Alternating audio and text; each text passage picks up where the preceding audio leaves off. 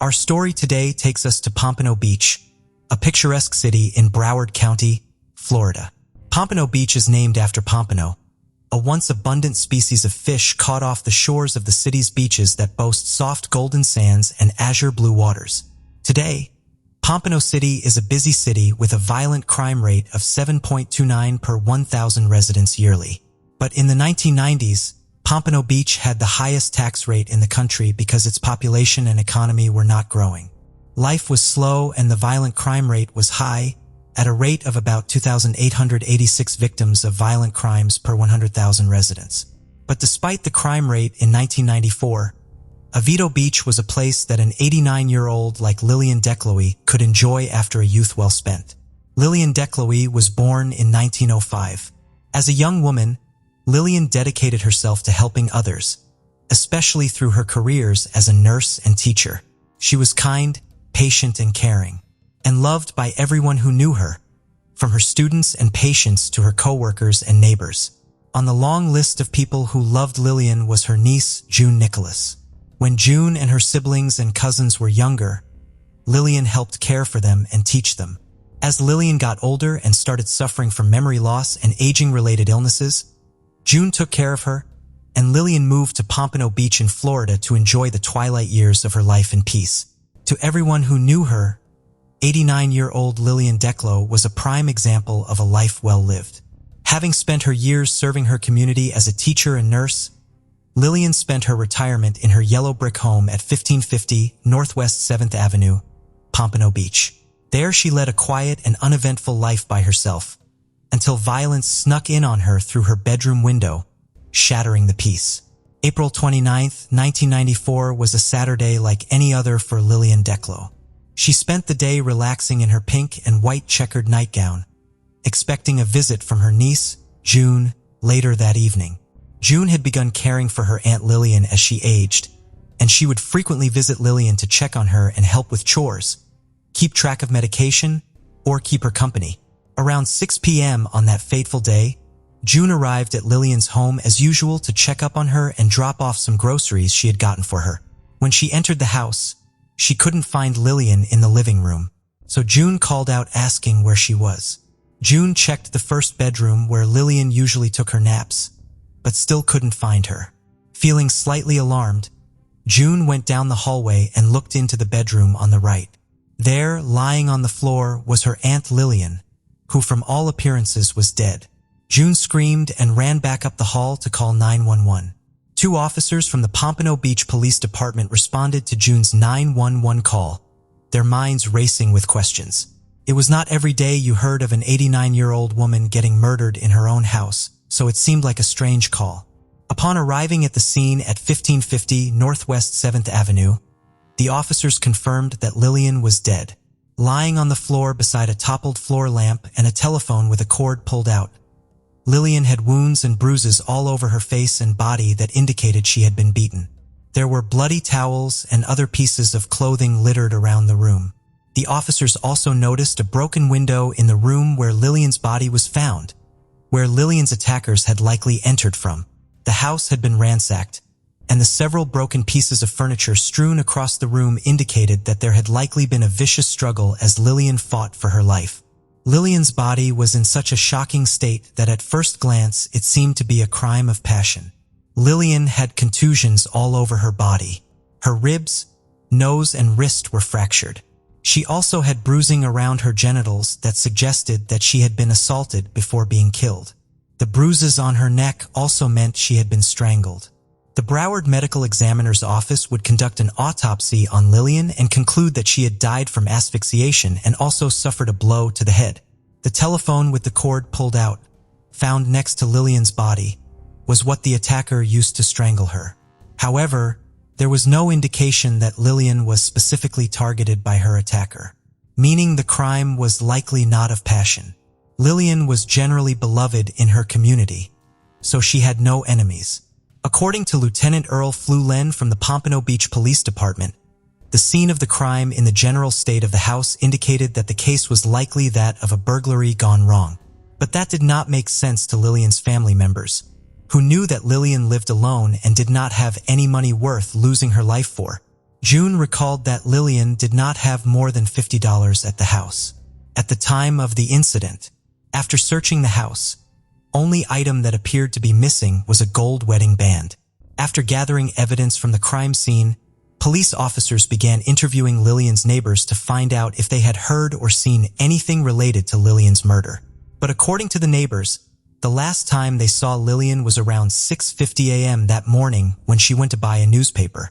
She looked pale and hearty, and no one could recall seeing anything suspicious, even though the murder occurred in broad daylight. After only a few days, detectives had come up with a list of potential suspects in Lillian's murder. But they still did not have enough to make an arrest. To motivate people to try and remember anything they could have seen or heard that could help with the investigation, the police put out a $1,000 reward for information leading to the arrest of Lillian's murderer. Pompano Beach Police spokeswoman Sandra King also told the media that the police were looking for anyone who knew anything about the crime or the man responsible for it. In an interview with the Sun Sentinel, King said, "At this point, we are urging anyone who saw anything to call us. Some kind of human monster is walking around freely with the blood of a harmless 89-year-old woman on their hands." But despite this promising progress the investigation made in the first few weeks, all the leads soon dried up, and the case grew cold. Meanwhile, June Nicholas was grieving the loss of her beloved Aunt Lillian. She had to take a whole year off of work because it was just so hard to move on without her aunt, and without knowing what happened or who hurt her in that manner. The grief got so heavy that she had to ask someone else to take care of her kids for a few months because she was hurting too much to care for them. She couldn't wash the image of Lillian lying lifeless on the floor away from her mind, no matter how hard she tried. As if this wasn't bad enough, the case went cold, dashing all her hopes of discovering what had really happened to Lillian. For the next 10 years, there were no new updates in the Declo case, and it was shelved and forgotten about. But by 1999, the Broward Sheriff's Office had begun providing law enforcement services to Pompano Beach. This included taking over all of Pompano Beach's cold cases. By 2004, one of the cold cases that the Broward Sheriff's Office detectives reopened was the 1994 homicide of Lillian Declo. Detective David Towsley with the Broward Sheriff's Office headed the investigation with the help from other detectives from the unit. They reviewed old case files, DNA databases, and re-examined evidence collected from the crime scene almost 30 years earlier. One piece of evidence that stood out was the pink and white checkered nightgown that Lillian was wearing on the day she was murdered. When they sent this nightgown to the lab to be retested, they discovered that it had bodily fluids from the male attacker, which was perhaps the most crucial piece of evidence in solving the mystery. When the police developed a genetic profile from the fluid sample obtained from the nightgown, they entered the information into the FBI's Combined DNA Index System, also known as CODIS, but they could not find a match. Once again, a promising lead had dried up and the case went cold. However, Detective Towsley was determined to close the case of Lillian Declo, so that her family could find closure and move on. And so, even if it took another 15 years, Detective Towsley's dogged determination led him to re-examine the case in 2019 under the Broward Sheriff's Office newly created Cold Case Unit. According to Jennifer Parker, the Broward Sheriff's Office criminalist in charge of conducting the DNA analysis of the evidence in the case, it did not initially seem like anything would come from reinvestigating the Declo case. But thanks to advancements in DNA testing technology, Towsley believed he could unravel the identity of the individual who left their bodily fluid on Lillian's night dress. Armed with this new technology, analysis at Broward County Crime Lab obtained a more thorough DNA profile. In 2021, Detective Towsley and his team asked the Florida Department of Law Enforcement to use the DNA profile to conduct a familial search of its offender database. That is, they ran the DNA profile through the database of registered offenders and people who had been arrested. This technique matches the DNA profile with the possible first-order relatives in the database, such as a child, father, or sibling. The search resulted in a match. The DNA from the crime scene shared overwhelming similarities with that of a known offender in the system. The offender turned out to be the son of the man whose DNA was found on the dress Lillian Declo was wearing on the day she was murdered. This man's name was Johnny Mac Brown. Johnny Mac Brown was born in 1954, making him 40 years old at the time of Lillian Declo murder. A Vietnam War veteran who suffered from PTSD, life after the military was not good for Johnny. His PTSD made him resort to drug use, which eventually resulted in drug addiction. And because of his mental health issues and addiction, he could not find steady jobs. For a long time, became homeless as well. When investigators were initially investigating Lillian's death, John was never considered a suspect in the case or any other crime. He was entirely under the radar. However, when police made the match with Johnny's DNA profile, it became more apparent that he was very likely the man who had attacked Lillian on that fateful day. Police also discovered a crucial piece of information. In the early 1990s through 1994, Johnny lived only a few houses away from Lillian, but detectives could not arrest Johnny for questioning because he was dead. He died of natural causes in 2010 at the age of 56. Johnny was buried in the South Florida National Cemetery in Lake Worth, Florida. In August 2022, a judge granted Broward Sheriff's Office detectives requests to exhume Johnny's remains for examination. The detectives worked with the United States Department of Veteran Affairs, the Palm Beach County Sheriff's Office, the Palm Beach Medical Examiner's Office, and a forensic anthropologist to exhume the remains and test them for DNA. The experts took samples from Johnny's body, and the Broward Sheriff's Office criminalist, Jennifer Parker, tested them in the Broward Sheriff's Office crime lab, comparing them to the existing DNA profile. To get the most accurate result possible, Parker took some of the bone marrow from Johnny's rib bone for testing. The test resulted in a match with the existing DNA profile from the sample found at the crime scene. According to the Broward Sheriff's Office, the DNA results showed that the DNA from the crime scene was 66.8 trillion times more likely to be from Johnny than from somebody else. With this conclusive evidence, there was no doubt that the killer in Lillian Declo's case was Johnny Mac Brown. But that still did not explain why Johnny did what he did. The earlier assumption that it was just a case of burglary gone bad seemed to be the best explanation for the whole incident. In a press conference, Broward County Sheriff Gregory Toney explained that it was most likely a crime of opportunity. He lived close by, only a few houses down, the sheriff said.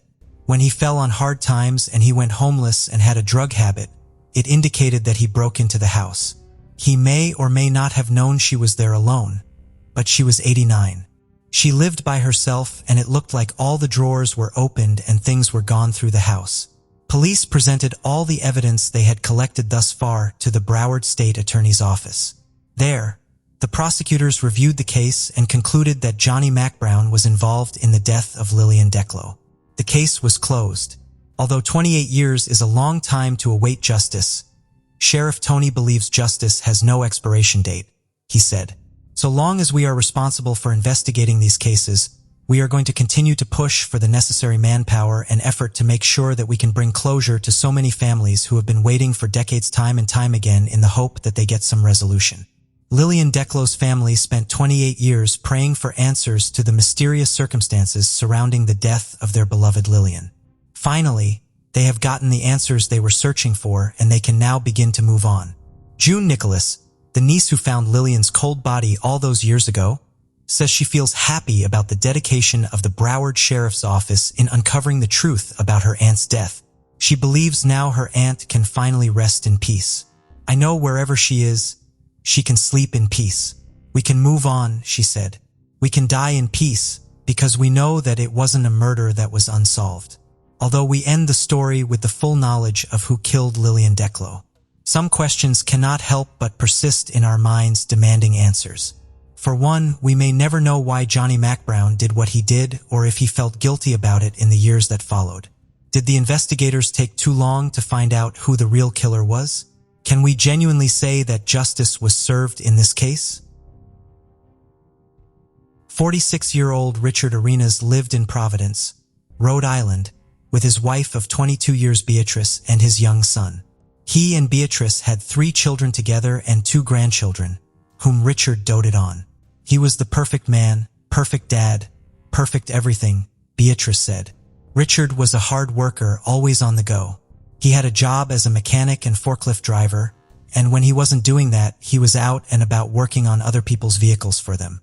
He guarded a reputation in his community as someone anyone could go to for help. and ask a favor of. He loved socializing and hosting gatherings at his home, cooking big meals and making everyone feel welcome. He enjoyed playing baseball and attending his local church, often arriving with coffees in hand for people. His friends said Richard cared for those he knew, and those he'd only met a few times in equal measure. He didn't need to spend much time with someone to start helping them out and doing them favors. It was Richard's day off from work. Not one to take a break, he told Beatrice he was finally going to start working on his friend's car. He said he'd been meaning to do it for ages, and with a free day he finally had some time to take a look.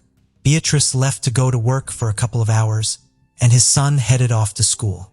Just before 10 a.m., with his friend's car in the driveway, Richard called his nephew, Hector, who would often help him out with his jobs. The pair gathered their tools and got to work. About half an hour later, Hector went inside to grab a lighter so he could have a cigarette, leaving Richard alone by the car. Less than a minute later, Hector heard 3 loud popping sounds. He ran outside to find his uncle on the ground. He was covered in blood and unresponsive. At around 11 a.m., Beatrice returned home from work to find police cars filling the street.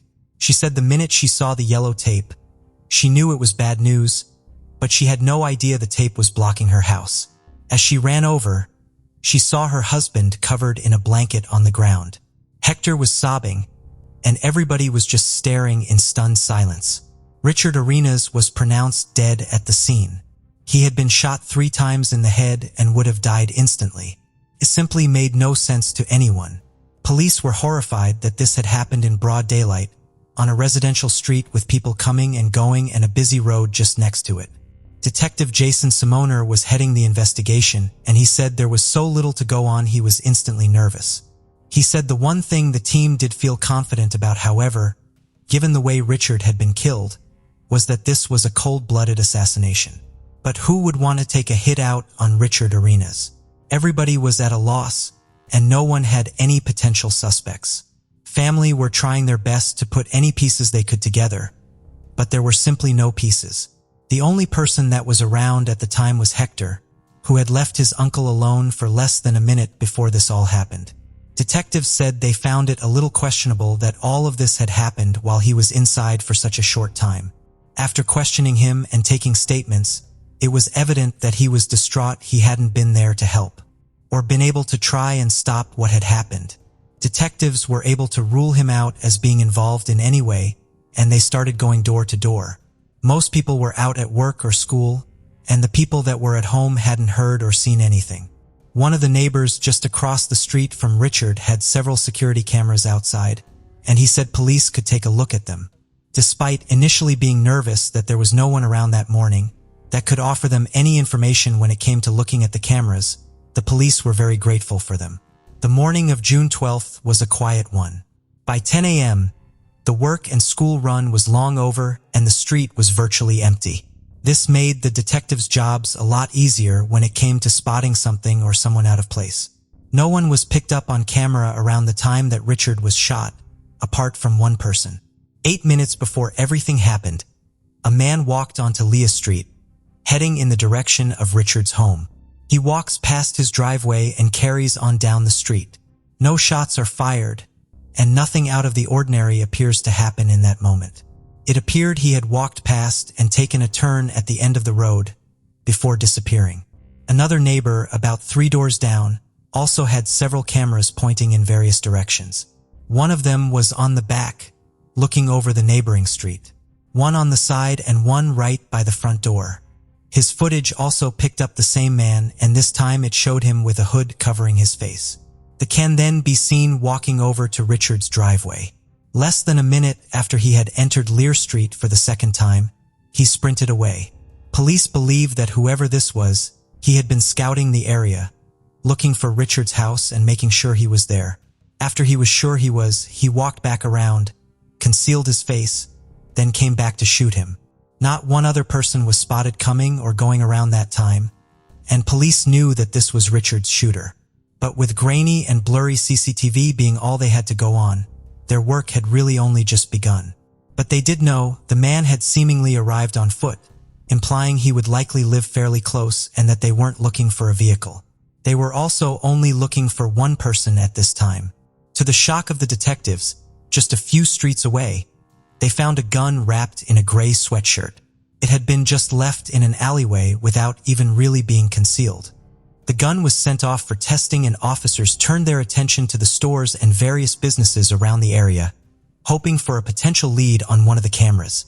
Looked like the gun had been wrapped in a gray sweatshirt the man was wearing on the street, and this meant they were now looking for a completely new set of clothes. Several days went by as they scrutinized every piece of footage in that area from around that time. On one camera outside a shop, just after 10:30 that morning, they spotted a man walking past. After comparing the footage and looking at the way he walked, his size and build, and what trousers he was wearing, they felt fairly confident that this was probably him. But it still wasn't enough to get a clear idea on his face. Just a street away from the shop, a final camera picked up the man crossing the road and walking towards a block of apartments. A few minutes later, the same man came back out with a dog. He had changed into shorts, but was wearing the same white t-shirt. After going door to door in the apartment building, showing the picture of the man and asking anyone if this person looked familiar, they knocked on one door, which was met with a dog barking and growling. A man named Stephen opened it, apologizing about the noise.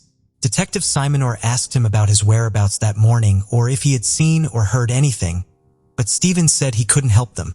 He'd been at work all day, and his brother was looking after his dog.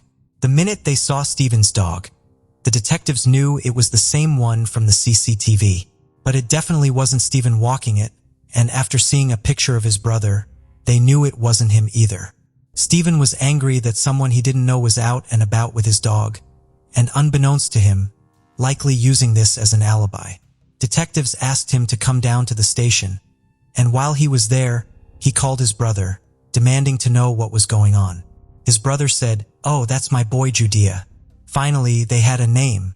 About 6 weeks after the murder of Richard Arenas, police announced they had made an arrest in Alabama, over 1,200 miles away. On July 26th, a 19-year-old named Judea Dixon was placed under arrest and held without bail.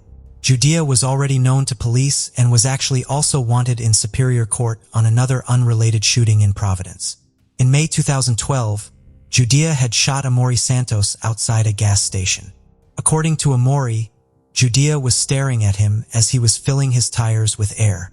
The two then exchanged some heated words before Judea pulled out a gun and shot him in the stomach. Fortunately, Amori survived and was able to positively identify him. The testing had also come back during this time period, and it proved that the DNA found on Richard's clothes matched the DNA found on the gun that had been dumped, and all of it linked to Judea Dixon. As relieved as they were, they had finally found the person responsible for not one but two awful crimes. They still didn't know why he'd done what he'd done. There just was no motive at all, and Judea wasn't talking. He pleaded not guilty and refused to say anything. Preparations for trial started moving ahead, and it was undoubtedly a strong case. Just before it was set to start, however, Judea's legal team announced he had changed his plea. In court, he pleaded guilty to first-degree murder and weapons charges. He also pleaded guilty to the non-fatal shooting of Amori in 2012. He was later sentenced to life in prison for murder plus an extra 20 years for the 2012 shooting. He is able to apply for parole after 20 years. The deputy police chief said they firmly believed that Richard was not the intended target, and it was a case of mistaken identity. The intended victim still remains unknown, and Judea has never talked about it further. Knowing this didn't change anything for the family, however. Richard's daughter tried to give an impact statement at the sentencing, but she had to give it to the prosecutor to read as she was so upset. To everybody's surprise, Judea turned to the family and apologized. "I'm not asking none of you to forgive me. It's unrealistic, you know. I'm not expecting you to, but at the end of the day, I apologize." Family members gracefully said they appreciated his apology and were channeling Richard's accepting and loving personality in that moment. For those Richard left behind, the pain they feel is as raw today as ever. To have their loved ones snatched away in cold blood, with no rhyme or reason and no explanation, will always leave them with more questions than answers. Beatrice said, "Judea took everything from me. He took the person that provided for us. He took my backbone, my soulmate, a loving family man, never shying away from work and never turning anyone away that asks for help. The community still feels and will likely always feel the loss of Richard Arenas. Today's story takes us to Allapattah, a suburban neighborhood northwest of downtown Miami, Florida. Allapattah has a diverse community of residents, including African American and immigrants from Central America, Cuba, and the Caribbean. It also has a booming textile economy and a thriving art scene, dubbed the New Windwood. Allapattah has a population of 48,000 residents. There is a very strong police presence because of the frequent shootings in the neighborhood, whose violent crime rate is about 125% higher than the average crime rate in U.S. neighborhoods. At the time of their murders, 42-year-old Vita Hicks, 44-year-old Diane Nelms, 37-year-old Cheryl Ray, and 37-year-old Janice Cox were local S*** workers. No other details about their lives are known, except that they were all addicted to crack cocaine. On August 1, 1995, Detective De La Torriente from the Miami Police Department arrived at the scene where the body of 42-year-old Vita Hicks was found. He met the first responding officers. Already a crowd of onlookers and nearby homeless people was forming. The body lay sprawled on the floor, burned from the waist up. She was wearing a mesh shirt and a pair of shorts that were burnt so badly that the mesh pattern was actually burned into her body. She had also suffered a blow to the head. Initially, De La Torriente thought it was likely that she had accidentally set herself on fire while smoking crack cocaine, as he knew the area where her body was found was a hub of drug addicts. But the blunt force trauma to her head made him reconsider the option. So he cordoned off the scene with the yellow crime scene tape and prepared to investigate the case as a possible homicide. He sent Vita's body to the Dade County morgue for an autopsy. The autopsy revealed that Vita had suffered a severe injury to the head that caused a fractured skull and brain trauma. The blow to the head was determined to be the cause of death, and because she could not have suffered such a severe injury from an accidental fire, there was only one other option. Somebody had intentionally killed Vita Hicks and set her body on fire. 2 months later, on October 1995, a worker at the Allapattah Produce Market opened a bay door and stumbled upon a dead body. Detective Frank Castillo from the Miami Police Department and some officers responded to the scene, less than 30 feet from where Vita Hicks' body was found. They identified the body as belonging to 44-year-old Diane Nelms. She was lying face up and appeared to have the same injuries as Vita, injuries to the face and head, a torso that appeared to be burnt. Detective Castillo immediately cordoned off the crime scene and sent the body to the coroner's office, although he could already tell that the cause of death was likely the head and face injuries. Soon after police began investigating Diane's death, they got another call that a dead body had been found at a cemetery about 3 miles from where the first 2 bodies were found. Detective Jack Calver from the Miami Police Department responded to the scene and became the lead detective. Like Vita and Diane, this body was beaten on the head and burned. She was 37-year-old Cheryl Ray. By this time, police had started to form a theory that a serial killer may be on the loose. All the evidence from the 3 crime scenes so far pointed to the same killer. The methods of killing were the same. The victims were all African American women and their bodies had all been burnt after they were killed. But this time the killer made a mistake. He had left bodily fluid on Cheryl's body. On March 27, 1996, officers responded to a 911 call at 501 Northwest 29th Street, an abandoned gas station in North Miami. There was a partially new dead woman lying on the floor, and her name was Janice Cox.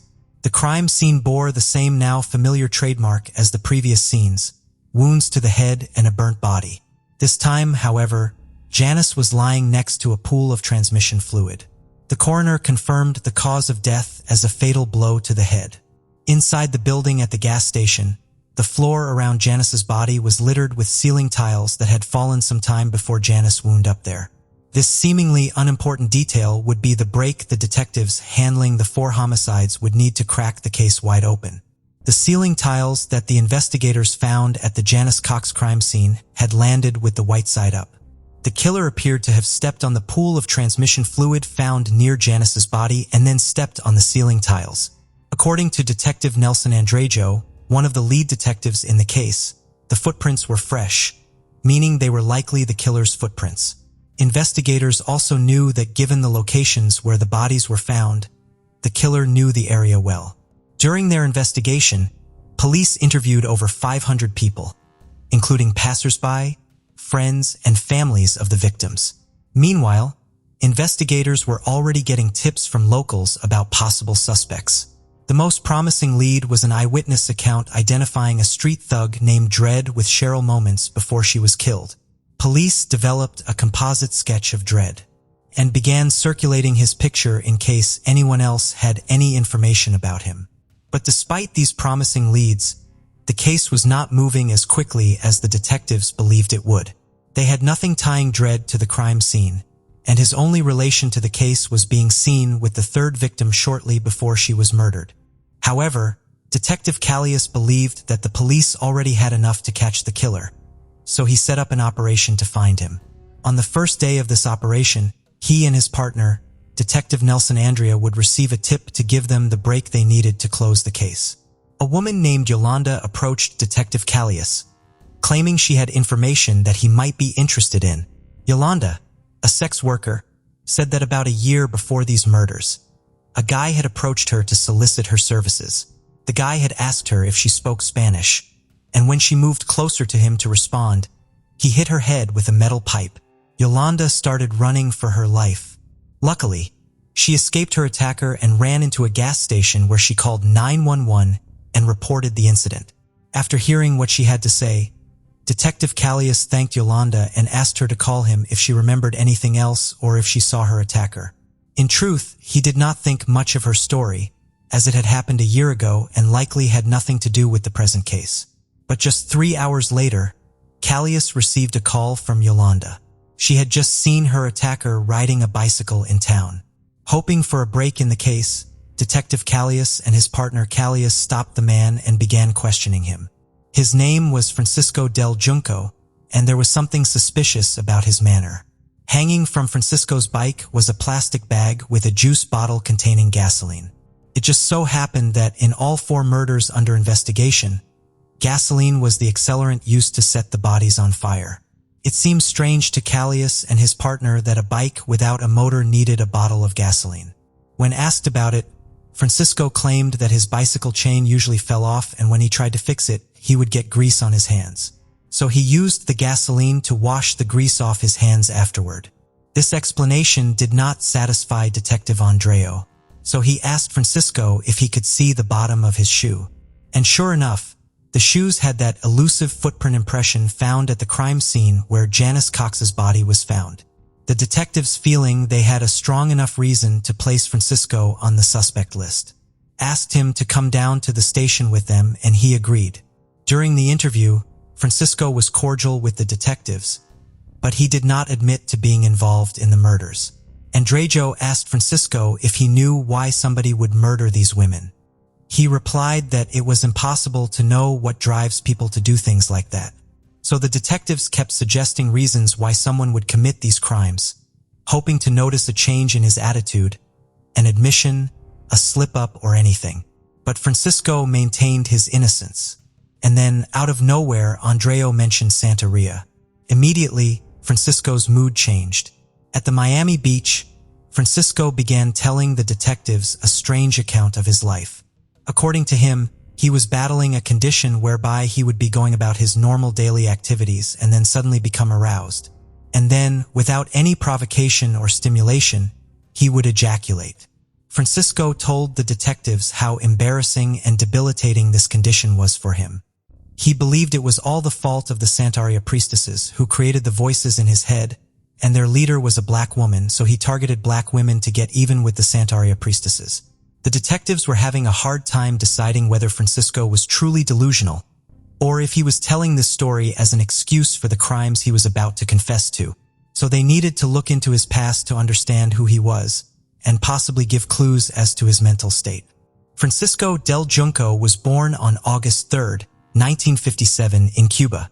He was the first child of his parents who had a history of mental illness. As a result, Francisco also had mental struggles from a very young age. He developed epilepsy at age 3 and had to begin taking medication for it. Francisco's family was highly dysfunctional and his childhood was rough, but he was educated until the 4th grade. His parents had begun having marital issues soon after they got married, which eventually resulted in a divorce. His father left the family, ignoring Francisco for the rest of his childhood. A therapist later noted that Francisco's childhood was characterized by rejection of others by being different, isolated.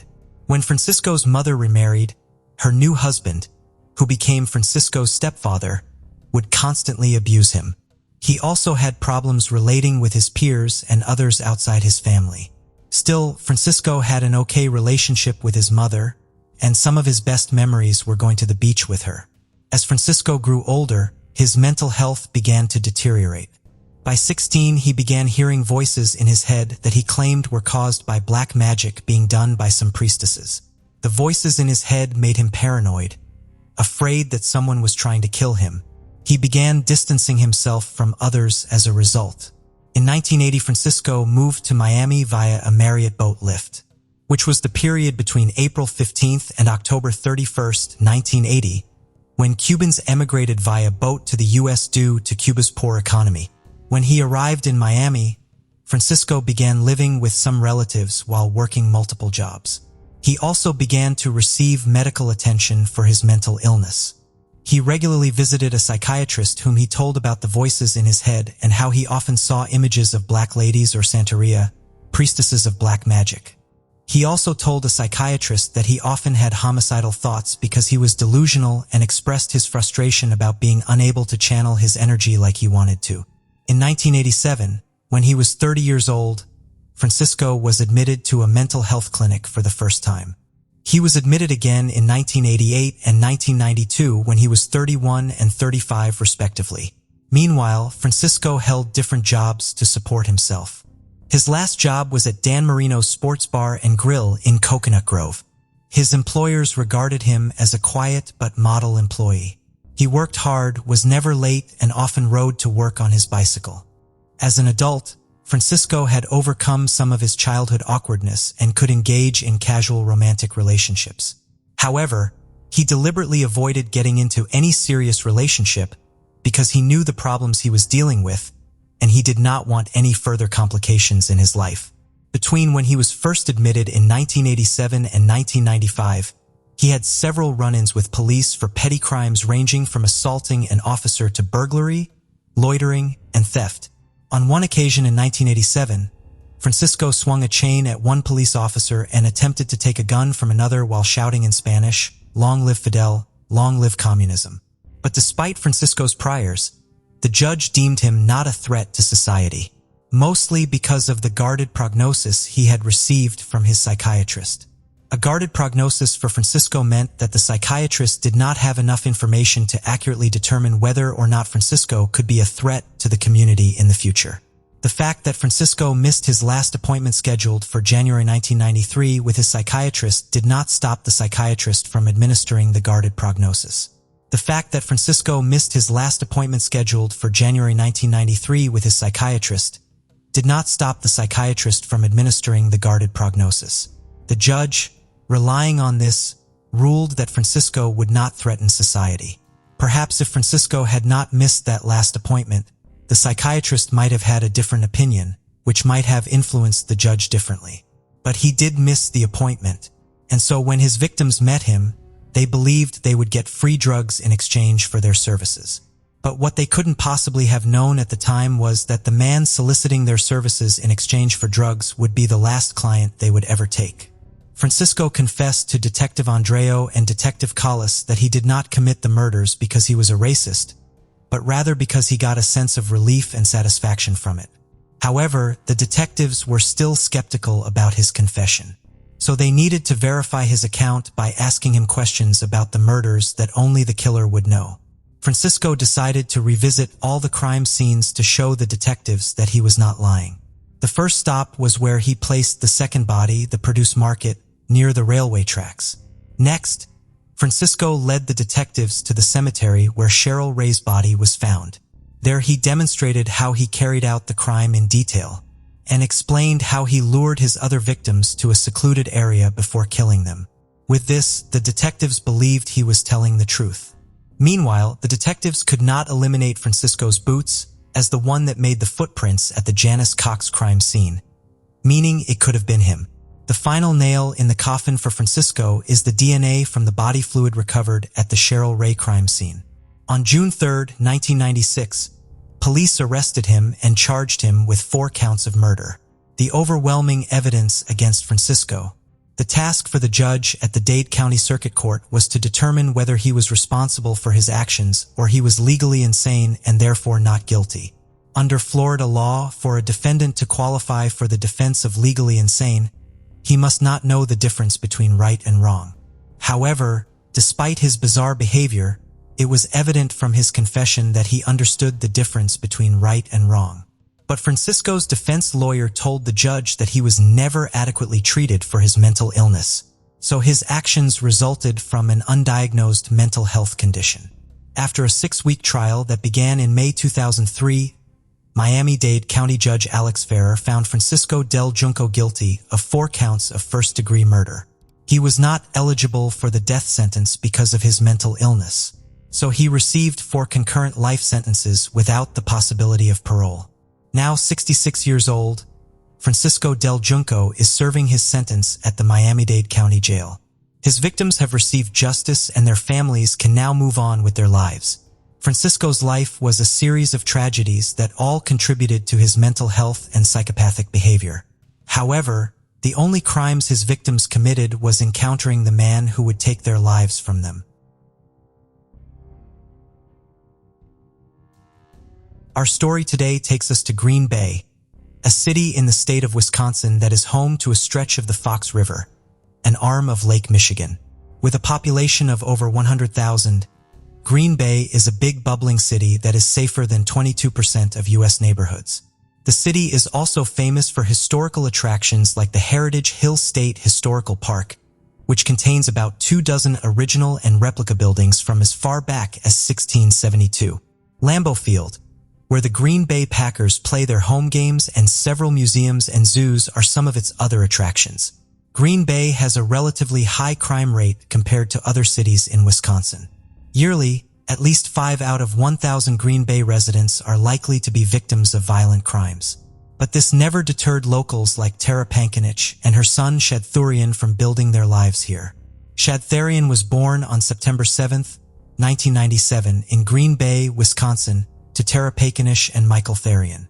He was educated at the Howard Sumico School District, where he attended the Bayport High School.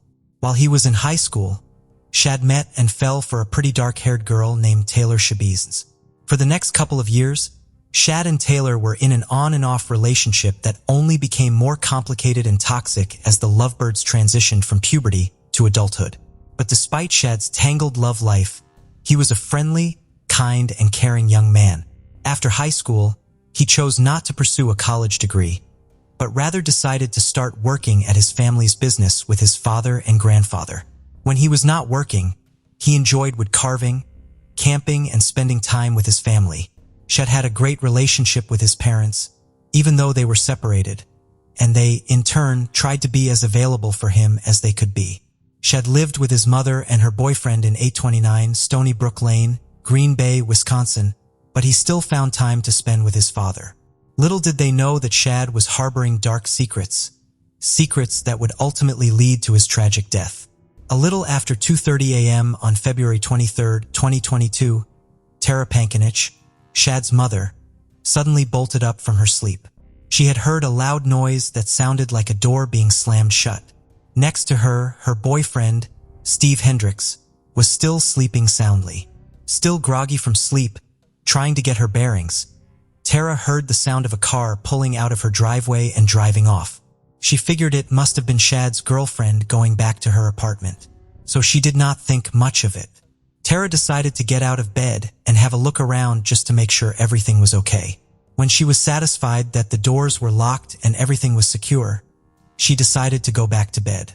Just then, she noticed a light on in the basement Shad had converted into a sort of apartment for himself. Tara glanced into the basement but did not find anyone there, which was not unusual. Shad often spent the night at his girlfriend's place. So Tara decided just to go back to bed and call her son in the morning. But just as she was walking back upstairs, she noticed a black bucket with a towel draped over it. There was no reason why a bucket should have been there, and she wondered why it was covered with a towel. Out of curiosity, she bent down and moved the towel, and staring back at her was the most horrific sight she had ever seen in her entire life. Scrambling to get out of her basement as fast as her legs could carry her, Tara ran back upstairs. She rushed to her bedroom and woke Stephen up. Tara frantically tried to explain what she had just found in the basement, but she was not making any sense. Steve ran down to the basement to check it out by himself.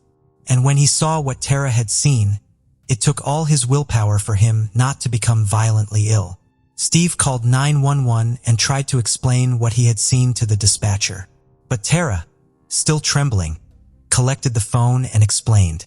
She had just discovered her son's severed head in a bucket in her basement. The first responders, 2 police officers from the Green Bay Police Department, arrived at the nondescript home at 829 Stony Brook Lane, Green Bay, Wisconsin, at around 3:25 a.m. They met Tara and Stephen and asked them again what the issue was. Quietly, Tara told them that she had found a severed head down in the basement. One of the responding officers asked if they had both seen it, and they replied that they had. Meanwhile, the officer's partner went downstairs into the basement. A quick look inside the bucket had him shouting for the other officer to come down and take a look. Once they saw the extremely grotesque scene in the basement, they knew they had to act fast in order to make sense of it. One of the officers continued looking around the basement for several minutes while calling for backup at least twice. He sounded urgent, saying, "We've got quite a bit of blood down here." When Green Bay Police Detective Philip Scanlon arrived at the scene, he knew that this was going to be one of the most gruesome murders he had to solve in his career. He also knew that this was not a random crime. It was a crime of passion committed by someone who most likely knew Shad intimately. It was the only reasonable assumption he could make from the absolute nightmare he was looking at.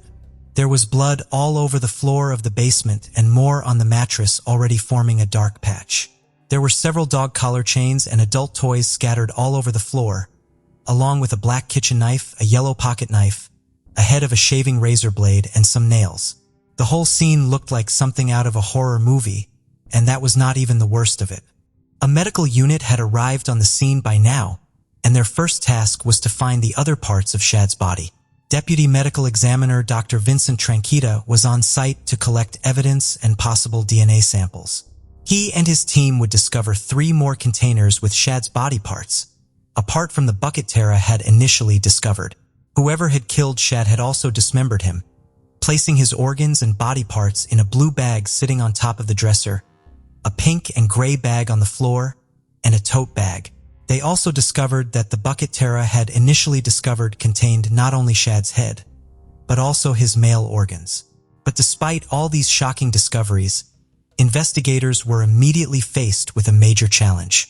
When they had collected the bags containing Shad's remains, Dr. Tranquita realized that the parts they had did not account for the full body. This meant his killer had likely taken some parts with them. But why would the killer lead the scene with the parts of their victim's body? It didn't make any sense. And without a body, investigators could not properly establish a timeline that led to the bloodbath they found in the basement of Tara's house. The investigation had barely even begun, but what they would soon learn would crack the case wide open. Investigators brought Tara and Stephen in for formal questioning and to get their statements. Killing a person and then dismembering their body was something that was very messy and would take hours to do. Although they had each other as alibis, it seems suspicious that Tara and Stephen could have been in the house and not heard while someone killed and hacked Shad to pieces downstairs. So these still needed to be questioned.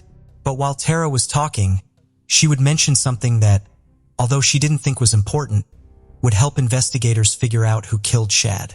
When Tara woke up suddenly after hearing a door slam in her house, she happened to glance out of the window and notice a vehicle pulling out of the driveway onto the street. The vehicle was a minivan belonging to Shad's girlfriend, Taylor Shabiz.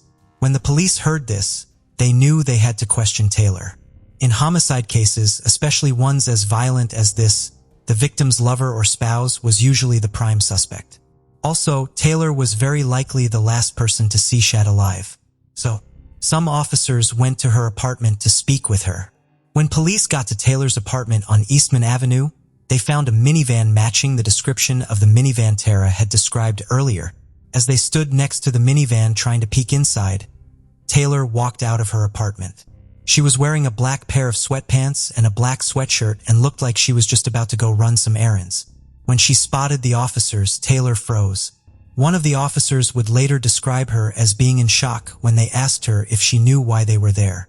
Taylor said she knew why, because of her recent conviction for fleeing, eluding, and obstructing a police officer. She had been sentenced to 3 months in jail on January 4th with work release privileges. It was unclear whether she was out of jail at the time on work release or not. Officer Tim Kenny, one of the officers who went to Taylor's apartment, noticed that Taylor had blood on her hands, and stains that looked like blood stains on the front and back of her sweatshirt. She also had a cut on her left thumb and several scratches on her arm. He took photographs of all this as evidence. Although Taylor was only a suspect in the murder of her boyfriend, Shad, at this point, police arrested her and took her back to the station for a thorough interrogation. Taylor Denise Coronado, also known as Taylor Sherbusiness, was born on November 23, 1997 in Green Bay, Wisconsin. Taylor had a rough childhood. Her mother died when she was just a child, leaving her with a father who assaulted her throughout her childhood. As she grew up, Taylor learned to depend on drugs to cope with her mental health challenges.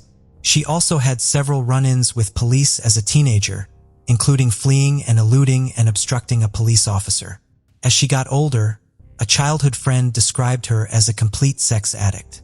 Her most recent legal trouble was on January 4, 2022, when she was sentenced to 3 months in prison with work release privileges for removing a GPS tracker from her ankle. Taylor and Shad grew up together in Green Bay, but didn't become friends until they met at Bayport High School, which they attended together. They developed an on and off relationship that continued even after Taylor got married to Warren Sherbusiness in 2017. Taylor and Shad continued to see each other even after Taylor had a child with her husband. Warren knew about his wife's relationship as the couple allegedly had an open marriage. He was incarcerated at the time Shad got murdered, so police ruled him out as a suspect early on. That left Taylor as the prime suspect, and now that she was in custody, police could begin questioning her. Surprisingly, it didn't take her long to confess that she was the one responsible for Shad Therian's tragic murder and dismemberment. So the interrogation began at its own pace. The fundamental question at hand didn't revolve around whether Taylor committed the murder of Shad. The evidence uncovered by the police coupled with her own confession left no reason for doubt regarding her culpability. Instead, what was at stake were the potential consequences. If Taylor were to be declared not guilty in a court of law on the grounds of insanity, the probable outcome would be her confinement to a mental institution rather than a conventional prison. In order to determine Taylor's mental state at the time of the crime, this interrogation held paramount importance. So the detectives initiated the process by formally reciting Taylor's Miranda rights. At this point, Taylor claimed that she experienced a blackout during the incident, a claim that can be perceived as a potential evasive tactic to sidestep providing intricate details. It's not uncommon for suspects to employ such strategies during questioning, as fabricating a believable story on the spot can be exceedingly challenging. By alleging a blackout, individuals may also attempt to mitigate their responsibility for the crime.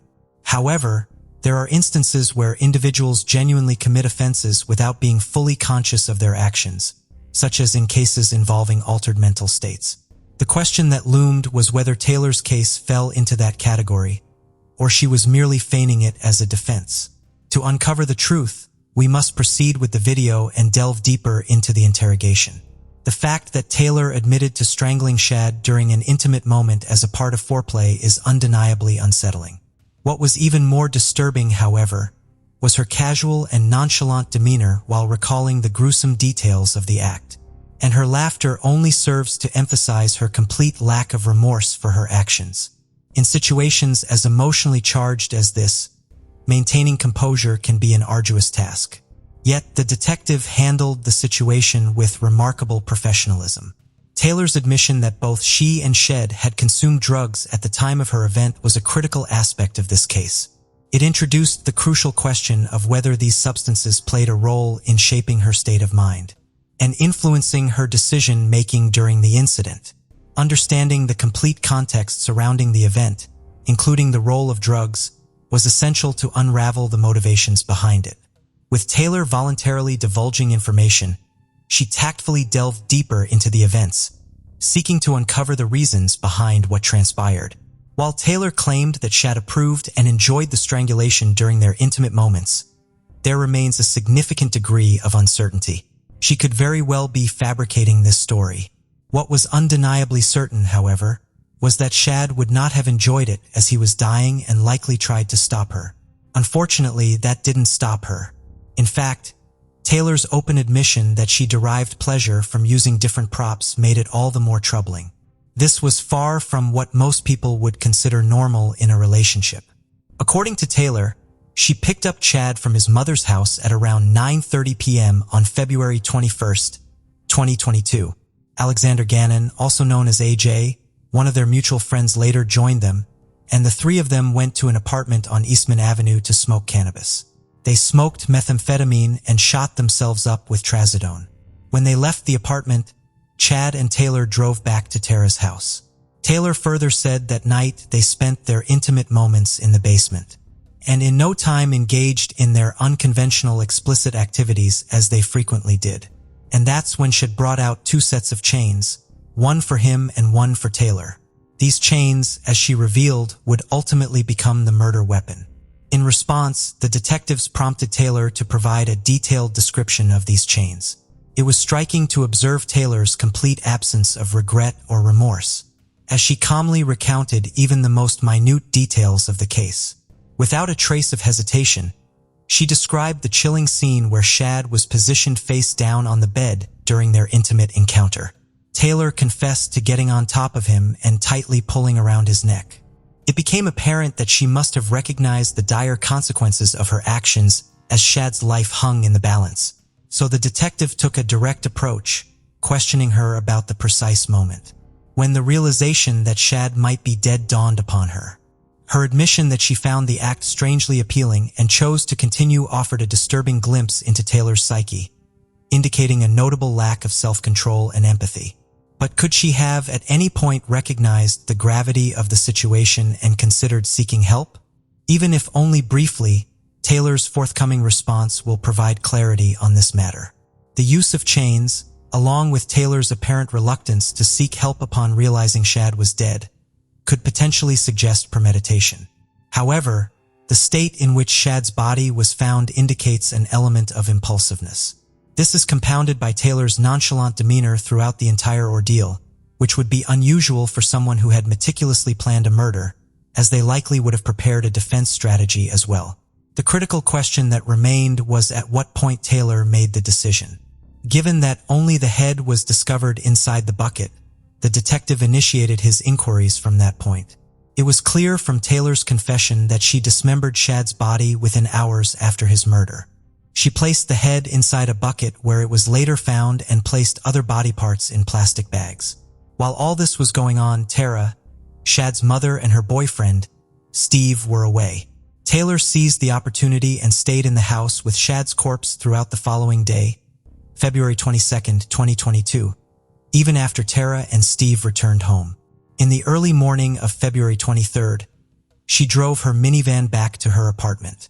Detectives believe that when Tara and Steven returned from their trip, she did not check the basement for Shad, so they did not actually see him, Taylor, or anyone else who might have been there at the time. During their inspection at the crime scene, the police only found Shad's severed head along with some body parts. So after Taylor's arrest, they had gotten a search warrant for Taylor's car and apartment and were trying to find clues as to what happened to Shad, particularly anything that could explain why Shad's body parts were missing and where those missing body parts were. They stumbled upon the remaining body parts in a crock pot box in Taylor's minivan. However, during the interrogation, when detectives informed her about this, she made a disturbing comment. Murdering and dismembering Shad was one thing, but it still didn't explain why Taylor had decided to carry some of the dismembered parts with her and leave others in the basement. When questioned about this, her response was bizarre. Despite the signs in her demeanor hinting at an underlying sadistic behavior, the detective made a bold choice to confront Taylor directly. She asked her outright whether she truly desired the death of her lover or not. Sometimes these direct and clear-cut questions have the potential to expose hidden truths and suspects that they might otherwise never admit to. Though Taylor's responses seemed to indicate that she was under the influence of substances, this raised one more question of how the drugs might have impacted her psychological profile. Nevertheless, regardless of the contributing factors, by the conclusion of the interrogation, the detectives had gathered enough evidence to move on the next step. Now that the medical examiners had all of Shad's body parts, they could piece together the clues and figure out how Shad died. Deputy Medical Examiner Dr. Trinchita was able to establish the cause of death as strangulation, which matched Taylor's account of events. He noted that Shad's face was purple in spite of being severed from the rest of his body. There were hemorrhages or burst blood vessels in his face, mouth, and neck. There were signs on his tongue, which included abrasions and indentation. All these signs were consistent with strangulation and significant force being applied to the neck. Meanwhile, evidence collected from the scene was sent to the Wisconsin State Crime Lab for DNA testing. Kevin Scott from the crime lab was assigned to the case, and he started testing all the evidence brought in for DNA samples. Scott found out that the blood found at the scene met Shad's DNA. In one of the samples sent to the lab, Scott found DNA from more than one person, but he didn't have enough material to reach a conclusion about who the DNA belonged to. Police also found a glass pipe in a bag with a light-colored powder inside it, verifying Taylor's statement that she and Shad had been using substances. With all the evidence they had found so far, police had enough grounds to arrest Taylor on charges, including first-degree intentional homicide, mutilating a corpse, and third-degree assault of Shad Therian. Since she had a history of trying to evade arrest or avoid her sentences, she was deemed a flight risk and bail was placed at $2 million. She was held at the Brown County Jail in Wisconsin. On September 1, 2022, Taylor's attorney Quinn Jolly submitted a not guilty by reason of insanity plea. On February 14, 2023, Jolly requested the trial date be pushed back, so experts could determine Taylor's competency to stand trial. This seemed to anger Taylor, leading to a courtroom outburst that culminated in her attacking her own attorney. In the aftermath of this shocking incident, Jolly was forced to file a motion to be removed from the case. After the motion was granted, Christopher Froelich took over the case on March 3rd, and the first thing he did was file a motion for Judge Thomas J. Walsh to step down from the case. The attorney claimed that since the judge had witnessed Taylor attacking her previous attorney, he would not be objective. But Judge Walsh refused to step down. On July 21st, court-ordered psychologist Dr. Matthew Seipel testified that Taylor was competent to stand trial, and Judge Walsh upheld that testimony in his judgment. The trial began on July 24, 2023 at the Brown County Courthouse. Taylor did not appear remorseful during the trial. At some point, she made finger gun gestures while sitting in court. The defense tried to prove that Taylor suffered from bipolar disorder from adolescence, which made it impossible for her to appreciate the wrongfulness of her actions and also deprived her of volitional control. But two court-appointed psychologists who testified for the prosecution stated that Taylor's actions were influenced by the drugs she had consumed prior, which made her ineligible for the insanity plea under Wisconsin's definition of mental disease. They also stated that Taylor's decision to dismember the body and then attempt to clean the basement was proof that she understood the wrongfulness of her actions, not to mention the fact that she had deliberately put a bucket at the edge of the bed and moved Shad's body in such a way that all the blood would spill into the bucket and not on the floor. The defense argued that Shad could have died from drug overdose, given the drugs found in his body via blood test. That argument was countered by Deputy Medical Examiner Dr. Trinchita's testimony that the hemorrhaging in Shad's face had happened before he died. The defense also tried to get the charge of third-degree assault dropped on the basis of the fact that since Chad was already dead, it would have been impossible for Taylor to assault him. But that motion did not stand as well. Throughout the trial, Taylor's husband Warren showed support for her, blaming her actions on mental health issues, addiction, and postpartum depression. As the prosecution and defense argued their cases, the jury saw graphic photos and videos of items the police found in Tara's basement and Taylor's car. These included pictures of Shad's body parts in different containers, adult toys, dye collars, chains, and bloody knives. Part of the evidence the prosecution provided was Taylor's search history obtained from her mobile phone, where there were searches related to serial killer Jeffrey Dahmer. On July 26, 2023, the 12-person jury debated for less than an hour before returning with a verdict. They found Taylor Shabitsis guilty on all charges, including first-degree intentional homicide, mutilation of a corpse, and third-degree assault. Due to the seriousness of her crimes, Taylor faced a life sentence because the death penalty had been abolished in Wisconsin. On September 26, 2023, Taylor was sentenced to life in prison without the possibility of parole, ending the saga once and for all. Assistant District Attorney Caleb Saunders would note Taylor's guilt in a statement where he said Taylor made a series of choices that led to the death of her boyfriend from high school, Shad Thurian. For Taylor, it was not enough to execute her twisted fantasies on the unsuspecting Shad. She had to do so in the most gruesome manner possible without feeling any bit of remorse after the fact. Shad Thurian's life was cut short by someone he loved or at the very least felt safe around. And while his family mourns the loss, they can look forward to the future as their son's murderer got the maximum punishment for her crimes. Perhaps now, they can begin to heal and remember Shad for the kind and loving person that he was. We begin all the way back on October 12, 1993, when Jessica Camilleri was born as the second daughter to the Maltese-Australian couple, Vince and Rita Camilleri. While Christy, Jessica's older sister, had a normal childhood, it wasn't the same for Jessica. Although Jessica was articulate and able to communicate, her parents learned that she was born with an intellectual disability. Jessica had an IQ of 55 to 60, which was significantly lower than the normal IQ range. This put Jessica in the bottom 1% of the population. Growing up, Jessica showed delay in developmental milestones, such as walking, talking, and coordination. When she started attending school, teachers noted her delays in reading, writing, math, and language. Eventually, Jessica's parents learned that she's on the autism spectrum, which affected her judgment, awareness of other people's thoughts and feelings, and her ability to empathize.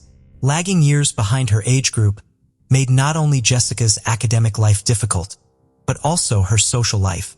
Going through mental trauma every day, Jessica started showing extreme reactions of rage, which slowly developed into intermittent explosive disorder.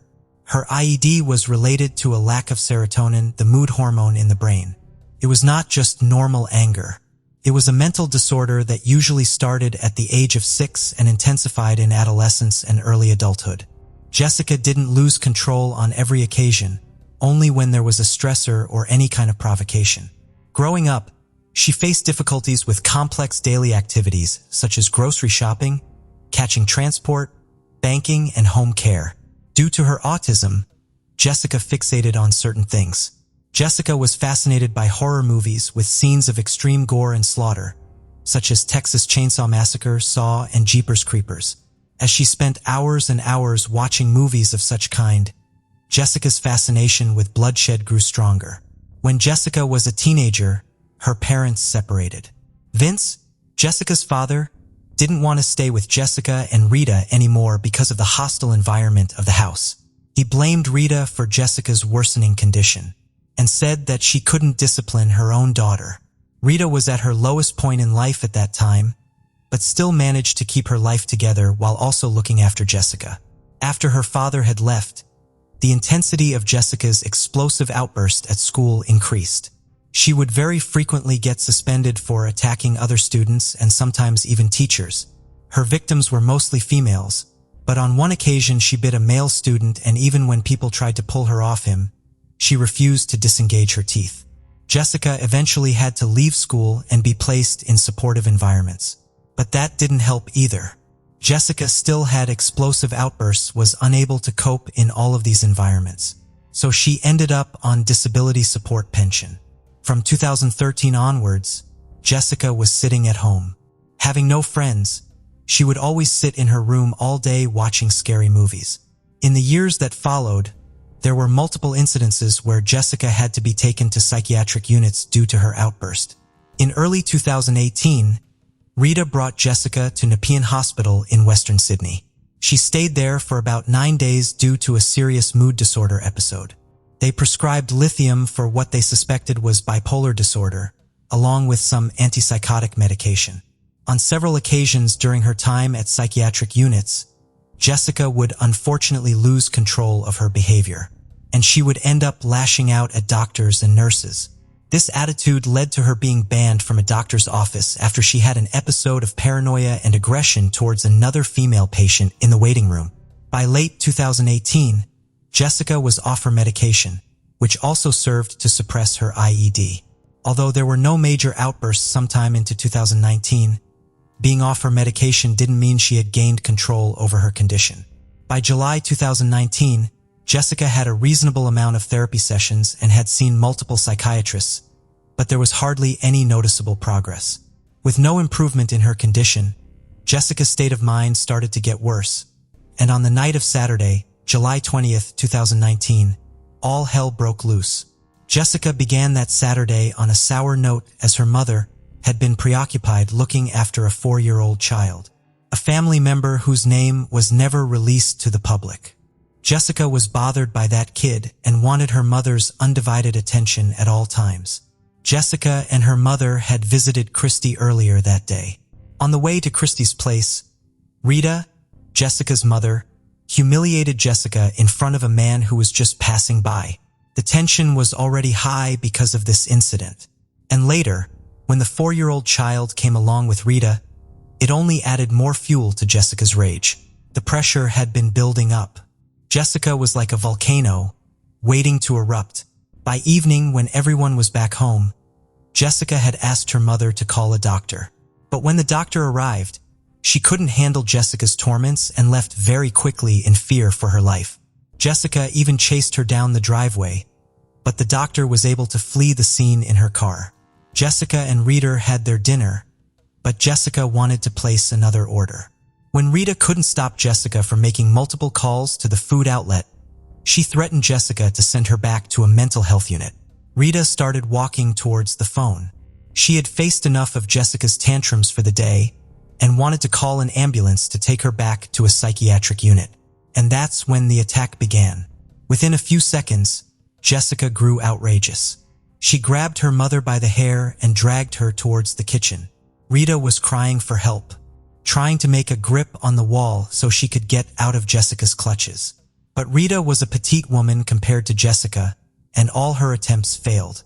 On getting to the kitchen, Jessica threw her mother on the ground and started stabbing her with steak knives, while the 4-year-old child stood in a corner and witnessed the traumatic incident. Remarkably, the little one summoned incredible courage and tried to intervene. He bravely jumped on Jessica, attempting to stop her, but tragically, he ended up with a knife injury on his cheek. Later, he was discovered in a room covered in vomit, clearly shaken by the heroin ordeal. Once Jessica started gouging holes through her mother's body, she didn't stop until her mother's head came off. At around 11:30 p.m. that same night, Jessica walked out of the house and over to her neighbors while holding Rita's head in one hand and 2 cell phones in the other. She threw the head outside the neighbor's house and knocked on the door, asking him to call the police. According to her, she brought the head for proof. Jessica went on to another neighbor who helped her call the police with her mother's phone. In the middle of the conversation, Jessica gave the phone to her neighbor. He briefly spoke to the operator over the phone while Jessica could be heard murmuring in the background. Throughout the conversation, Jessica remained quite persistent, claiming that she killed her mother in self-defense. Senior Constable Anthony D'Agostino was the first one to arrive at the crime scene. He saw Jessica standing outside her house in a blue dress with flowers on it. She was covered in blood from head to toe and was carrying a mobile phone and a bottle of water, both which had blood all over them. The detective pressed the record button on his body cam to capture his conversation with Jessica. She told the detective where her mother's head was by pointing towards it. She then started asking if the doctors could sew Rita's head back on and if she still could be brought back to life.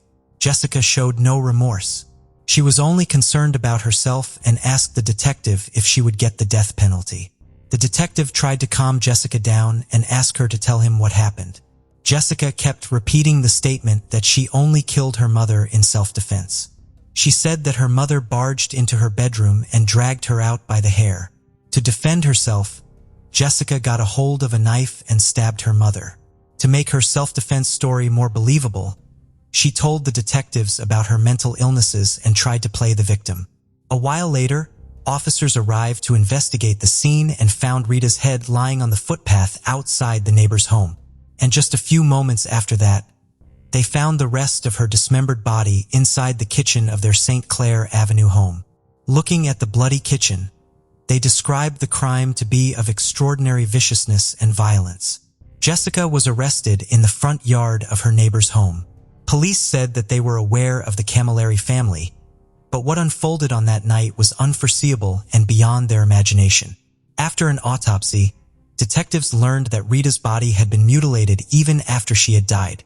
There were more than 100 stab wounds on her body, and she was still alive till at least the first 90 blows, most of which were on the neck and head. But that wasn't even the most gore part about this heinous crime.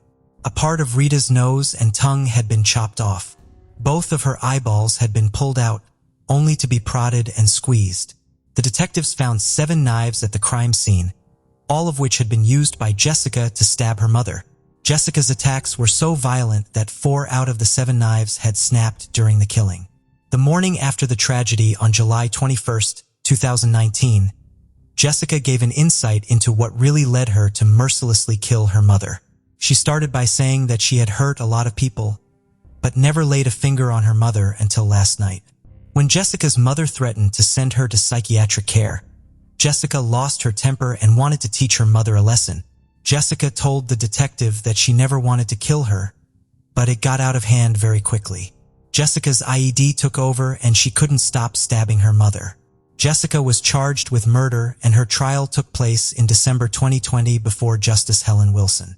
The jury was made aware that the trial was not about contesting whether Jessica killed her mother or not, but about defending that Jessica's mental illnesses took control and caused a substantial impairment upon her mind at the time she committed the crime. In his opening statement, Crown Prosecutor Tony McCarthy said that Jessica had a lengthy history of assaulting people. Jessica had troubled and threatened even her own family members, telling them that she would cut off their heads with a knife. Tony pointed out that Jessica was a fan of horror movies, especially the ones which included killing people violently and dismembering their bodies. He added that Jessica only had a mild to moderate case of intellectual disability.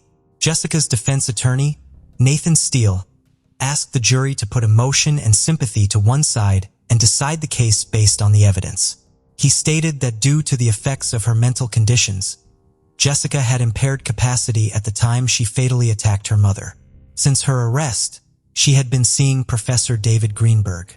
During the trial, he was called to give his diagnosis on Jessica. He said that he didn't find any signs which showed that Jessica suffered from schizophrenia or auditory or visual hallucinations. Professor David pointed out that Jessica didn't usually make use of social gestures in communicating. But when she described the horrific details of the night she killed her mother, she had a lack of emotion on her face and was quite precise about the nitty-gritties of the crime. He also said that Jessica had low self-esteem and exhibited personality problems with narcissistic features. With all the extra care she grew up with, Jessica had grown up to be an egocentric and self-centered person. She had a history of demanding attention, and when that attention was not given to her, her IED would come into effect. Jessica's relatively calm state of mind by the time police arrived was not unusual. Her temper quickly dissipated after she had acted upon an offense. She had a sense of entitlement, an unreasonable expectation of receiving favorable treatment from the ones around her. When things would not work out according to her, she would get furious. In her mind, she believed that her disability made her unique, and failed to recognize that others also had feelings and needs. She was very sensitive to criticism and would often react with disdain or rage towards it. Aside from stating his diagnosis, Professor David said that Jessica's only friend was her mother, who was now dead. The court also heard evidence from Jessica's sister, Christy. She testified that her little sister had been diagnosed with multiple disorders, including dyslexia and attention deficit disorder, and had been severely bullied by other students at the school. She stated that when their father left them, Jessica's condition started to get out of hand. Because of their father, Jessica remained in control and was somewhat disciplined. But all of that changed soon after he left the family. During the sentencing, Justice Wilson acknowledged the tension between balancing the need for punishment and sentencing a significantly disabled offender. The judge found that despite Jessica's loss of control, she understood what she was doing and how severely wrong it was. She stated that in light of the extreme gravity of this crime, the tremendous harm done to Rita's family, and the need to protect the community from Jessica, a harsh sentence was necessary. Christie was very sure of what her relationship would be with Jessica from now onwards. What Jessica had done to Rita was unimaginable. The end of the week-long trial in December 2020, Justice Helen Wilson found Jessica not guilty of murder, but guilty of manslaughter for the killing of her 57-year-old mother, Rita Camilleri. Even though the maximum sentence for manslaughter was 25 years, on March 12, 2021, Justice Helen Wilson decided to give Jessica a comparatively lesser sentence of 21 years and 7 months, and she would only be eligible for parole after 16 years and 2 months. Justice Helen Wilson said that Jessica had practiced grave and mutilating depravity when killing her 57-year-old mother Rita in July 2019. She also highlighted the fact that Rita Camilleri's body had more than 90 defensive wounds to her hands. While experiencing the extreme pain, Rita must have been shocked and terrified by what was being done to her by her own beloved daughter. Justice Helen Wilson also stated that the worst part about this crime was that it took place in the presence of a 4-year-old child. Now Jessica Camilleri would spend the next couple of decades behind bars in Western Sydney's Silverwater Prison, Australia's harshest women's jail, as a convicted killer. In prison, Jessica's mental health condition didn't get any better. Going through all the teasing and torments brought back her haunting memories of her school life. She would often get into fights with other prisoners and sometimes even guards. But things got serious when she was charged with assaulting 2 prison officers, inflicting actual bodily harm. As a result of an incident in August 2021 and October 2021, the officers claimed that Jessica grabbed them by the hair and let go of the grip only when she had pulled out a chunk of hair from the officers' scalps. The officers had to be hospitalized due to the injuries. As a result, Jessica was placed in an isolation ward of the prison. A verdict for these felonies was determined to be delivered later. In September 2022, 28-year-old Jessica challenged her sentence in the Court of Criminal Appeal. She and her defense team argued her loss of control in the attack on her mother was not properly considered. Tim Game from Jessica's legal team told the court that Jessica's sentence did not reflect that her disabilities were on the border of being classified as mental illnesses. He further argued that the sentence was too harsh for someone who suffered a total loss of control. Tim Game added that Justice Helen Wilson made a mistake while sentencing Jessica, as she focused on how Jessica understood her actions instead of the fact that 2 psychologists found that Jessica was not in control of herself for the duration of the attack. He stressed his opinion that Judge Helen Wilson had made a huge mistake by handing Jessica such a lengthy sentence, since Jessica had offered to plead guilty to manslaughter even before the trial. According to Jessica and her legal team, Judge Helen Wilson had done everything she could to wrap up the trial and take the easy way out by handing out an unjust verdict. Tim Game said that there had been a considerable improvement in Jessica's conduct since her original sentencing took place back in 2021, and that's why he was hopeful that through this appeal, she would get a much shorter sentence. The Crown argued against the appeal, and Justice Wilson was right to impose a heavy sentence for the grave crime Jessica had committed. They further added that Jessica's mental disability was the only factor that kept Justice Wilson from handing her the maximum sentence. In Sydney Supreme Court, Justice Peter Hamill dismissed Jessica and her team's claims that the sentence handed down to her last year was excessive and that Justice Wilson had been incorrect in her assessment of the gravity of the crime. However, Justice Hamill ruled that Jessica should be resentenced with the support from Justices Christine Adamson and Richard Kavanaugh, based on the evidence of multiple psychiatrists and a psychologist. Justice Hamill found that Jessica only had a simple understanding of moral wrongfulness due to her intellectual disability and autism spectrum disorder. When she murdered her 57-year-old mother back in 2019, he ordered that she be resentenced to a prison term of 16 years with a non-parole period of 12 years. While there had been a reduction in Jessica's sentence, the verdict on Jessica's assault on 2 prison officers, which she committed in 2021, rolled in. On September 4, 2023, a statement was released which said that Jessica Camillari's sentence had been extended by 22 months for assaulting 2 prison officers and ripping their hair out.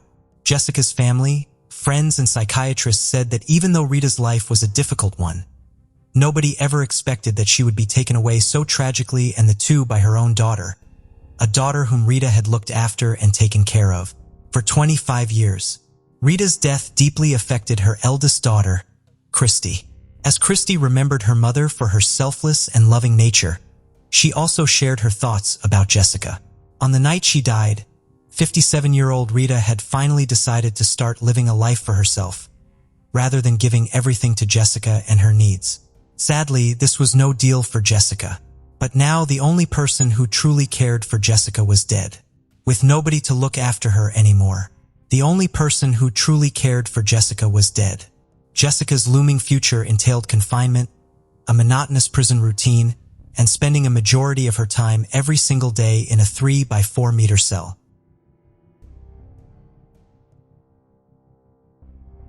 Felicia McGuire was 32 years old when she vanished on October 7, 2007, devastating her family and friends. Witnesses last saw her alive in the Boston neighborhood of Dorchester. The police carried out massive searches and thorough investigations. Still, she was never located. She vanished in mysterious circumstances, and the police received information of a person of interest engaging in questionable activity.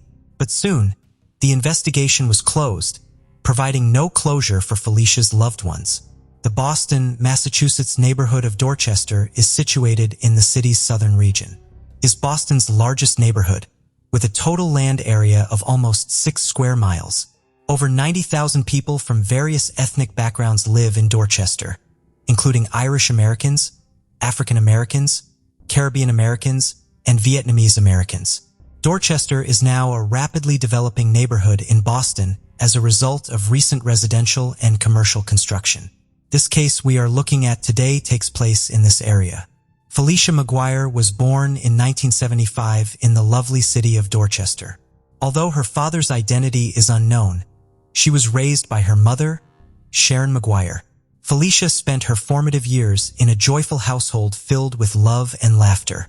She gave birth to her only son in 1997 and named him Nicholas Fahey. After the birth of her son, Nicholas became the core of her entire universe. It wasn't clear who Nicholas's father was, and what had happened to him, however, remained a mystery. Felicia never left Dorchester. She continued to reside there with her cherished son and her mother, building a home that was warm and loving, regardless of the obstacles and difficulties life hurled at her. Over the years, Felicia got into a relationship with a man by the name of David Pena. She also shared a home with him. Despite the difficulties of being a single parent, Felicia never wavered in her commitment to her child's welfare. She put forth endless effort to make sure her child had the finest life possible. She went above and beyond to provide her child the attention and assistance he needed. Felicia McGuire was a great example of a selfless and devoted mother who prioritized the needs of her child before her own. She never let life's challenges break her spirit. Unfortunately, all her efforts to see her child excel and become a great person in the society came to a stop when on October 7, 2007, Felicia McGuire disappeared without a trace. The 32-year-old devoted mother was last seen in Boston, Massachusetts' Dorchester area, where she lives. Nobody is aware of what happened to her after being seen going about her business on Rixton Street. Sharon, Felicia's mother, was devastated by the disappearance of her daughter, and the confusion surrounding Felicia's whereabouts only made matters worse. She looked through every telephone directory and potential contact she could think of, but her effort yielded no result. Felicia's failure to get in touch with her friends and family as the days passed by caused them to worry more and more. After 10 days, on October 18, 2007, Sharon McGuire finally reported her daughter missing. The Boston Police Department immediately got to work and opened an investigation into her disappearance. They soon found out that Felicia's behavior was not normal and that she had ceased speaking with her beloved son and other family members. This raised concerns that she may have been the victim of a terrible incident. Since it was not in her character to vanish without informing anyone, Felicia's family was very concerned for her safety and well-being. They wondered where she could be and what had happened to her. Her son and family had to deal with the lingering doubts about her fate. As the investigation progressed, law enforcement personnel put in a lot of effort to find any information that would help them solve the mystery. In an effort to piece together a timeline of Felicia's final known movements, detectives questioned members of her family, acquaintances, and neighbors.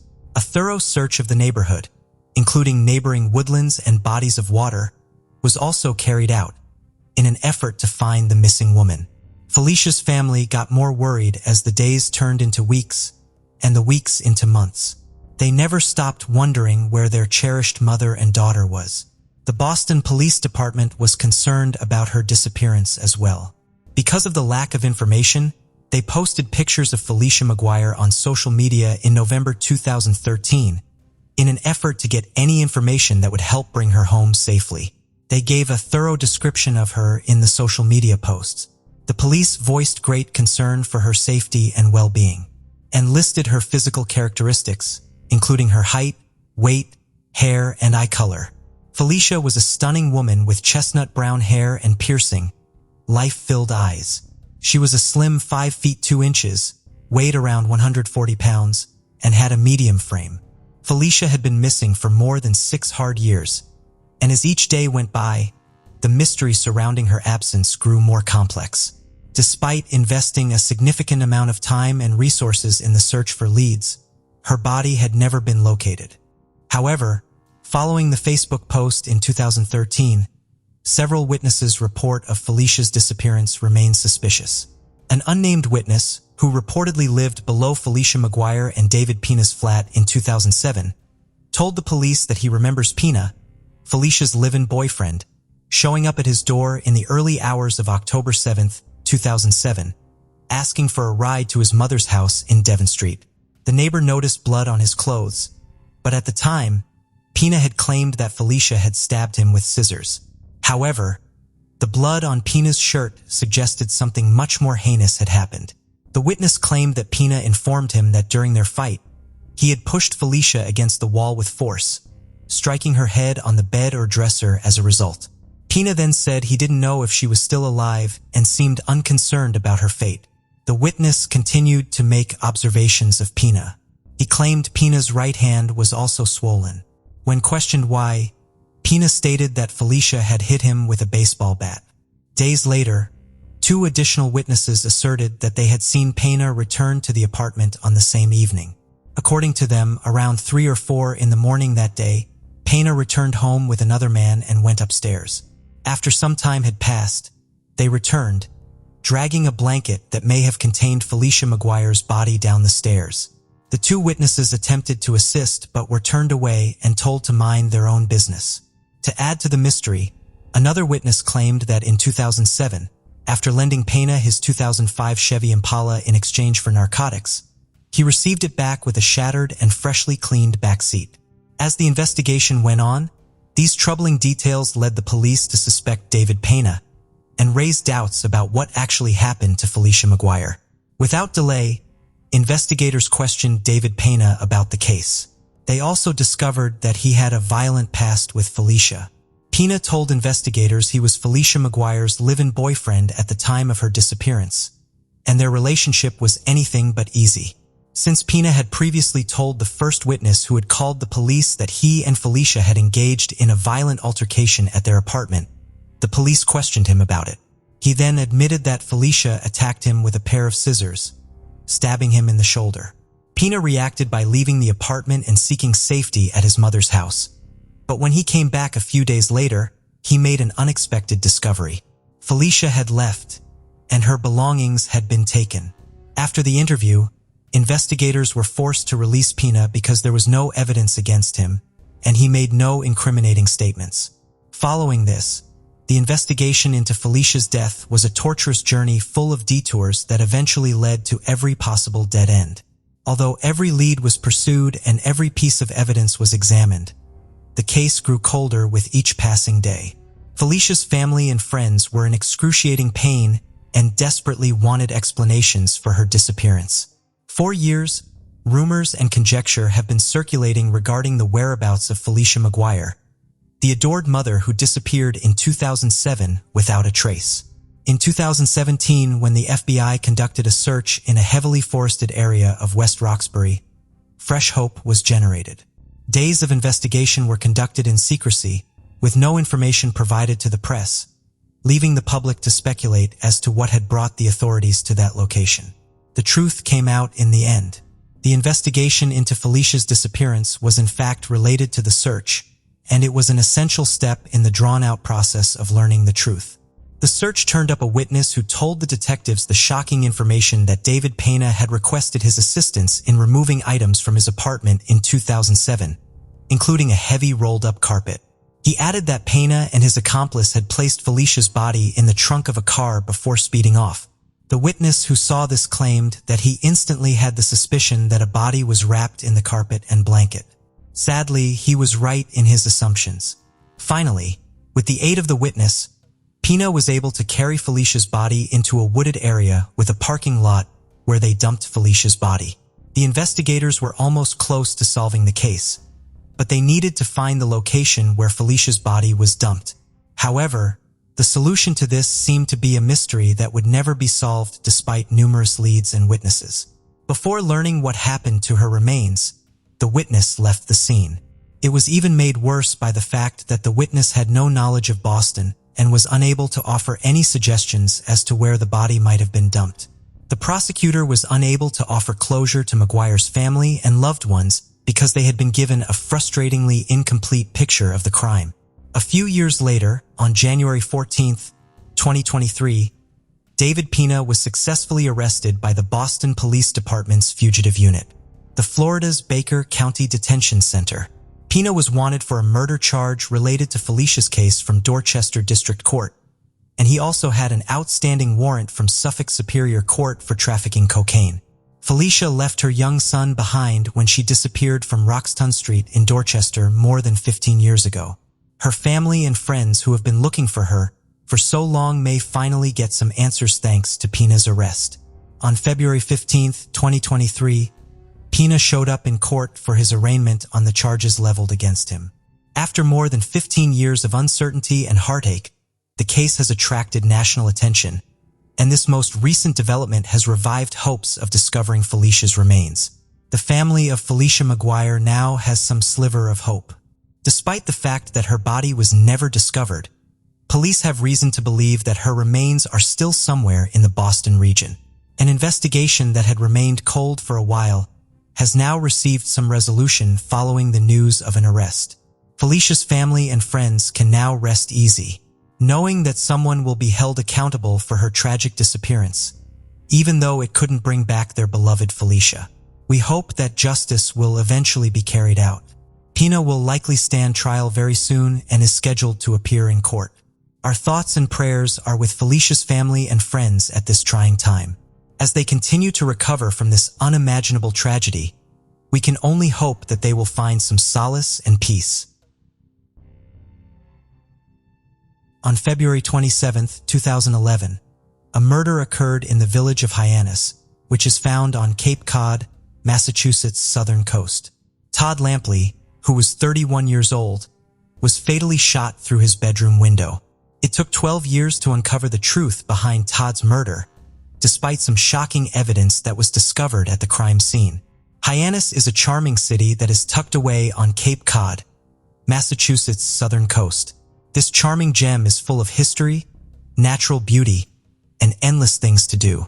The serene waters of the Nantucket Sound surround the village, offering breathtaking sunset views and numerous opportunities for water sport enthusiasts. Hyannis' charming Main Street is lined with vibrant shops, art galleries, and eateries serving delectable regional seafood. For those who love history, the 35th President of the United States, John F. Kennedy, loved to spend his summers in Hyannis, and his life is chronicled in the John F. Kennedy Hyannis Museum.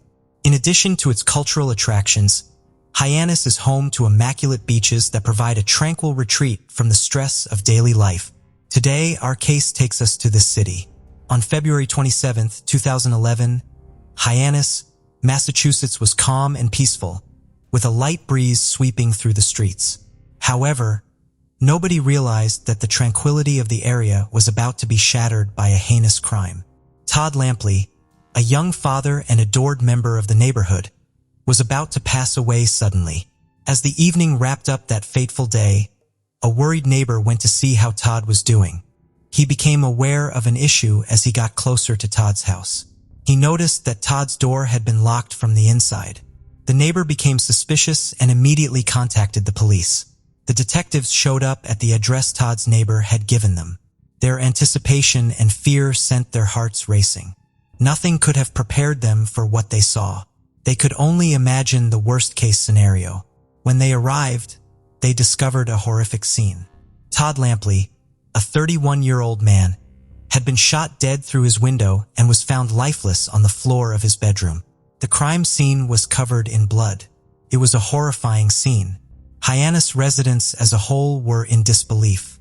How could such a thing occur in their tranquil neighborhood? The investigation that followed Todd's murder uncovered secrets, lies, and shocking revelations that left everyone in disbelief.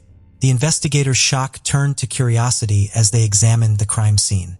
When they started to assemble the evidence, 3 shell casings and a black cell phone were discovered at the crime scene. It was clear that Todd had been ruthlessly shot from outside his window. The investigators were left perplexed and with a never-ending stream of inquiries. In an effort to find any clues that might help them identify the murderer, they thoroughly searched the area surrounding Todd's home. No lead went unexplored and no stone went unturned. The detectives were aware that maximum attention to details is needed when it comes to cracking the case. To find anyone who may have heard or seen anything unusual on the night of the murder, detectives went from door to door and interviewed every local resident. As people told their stories, they paid close attention in order to piece together a timeline of events that would aid them in solving the case. However, when the detectives stumbled upon an odd object at the crime scene, Todd Lampley's murder case took an odd turn. Investigators discovered a sweet potato which appeared to have been used to muffle the gunshots. This sweet potato acted as a silencer. It appeared as though the murderer had been influenced by the popular HBO series, The Wire. Season 1 of The Wire features a tragic scene in which a woman is mercilessly shot and killed in her own home by a shooter who is hiding outside her window in the night. Before firing a fatal shot, the killer taps on the glass to draw her in. This terrifying scene is eerily similar to Todd Lampley's real-life murder in Hyannis, Massachusetts, where he was also shot through his bedroom window. However, this is not the only way in which the HBO series affected the murder. According to reports, in Season 4 of the same show, one of the fictitious police detectives solves a murder in which the perpetrator shot his victim to death using a potato as a makeshift silencer. The similarities between Todd Lampley's tragedy and the Wire world are unsettling and menacing, a demonstration of how honestly the show depicts life on the streets, where a similar trick was employed to conceal a gunshot. To muffle the sound of the shots that killed Todd Lampley, the perpetrator used a potato with a hole cut out in the center and placed it over a gun's barrel. Also, the cell phone that was discovered at the shooting scene was registered under the name of one of the show's characters, Marlo Stanfield, which heightens the intrigue of the case. To put it mildly, the relationship between the show and the crime scene was confusing. DNA evidence was found on the sweet potato after investigators sent it for testing. Even then, it would take years for investigators to connect this DNA to a specific individual. Investigators soon had another trail to follow.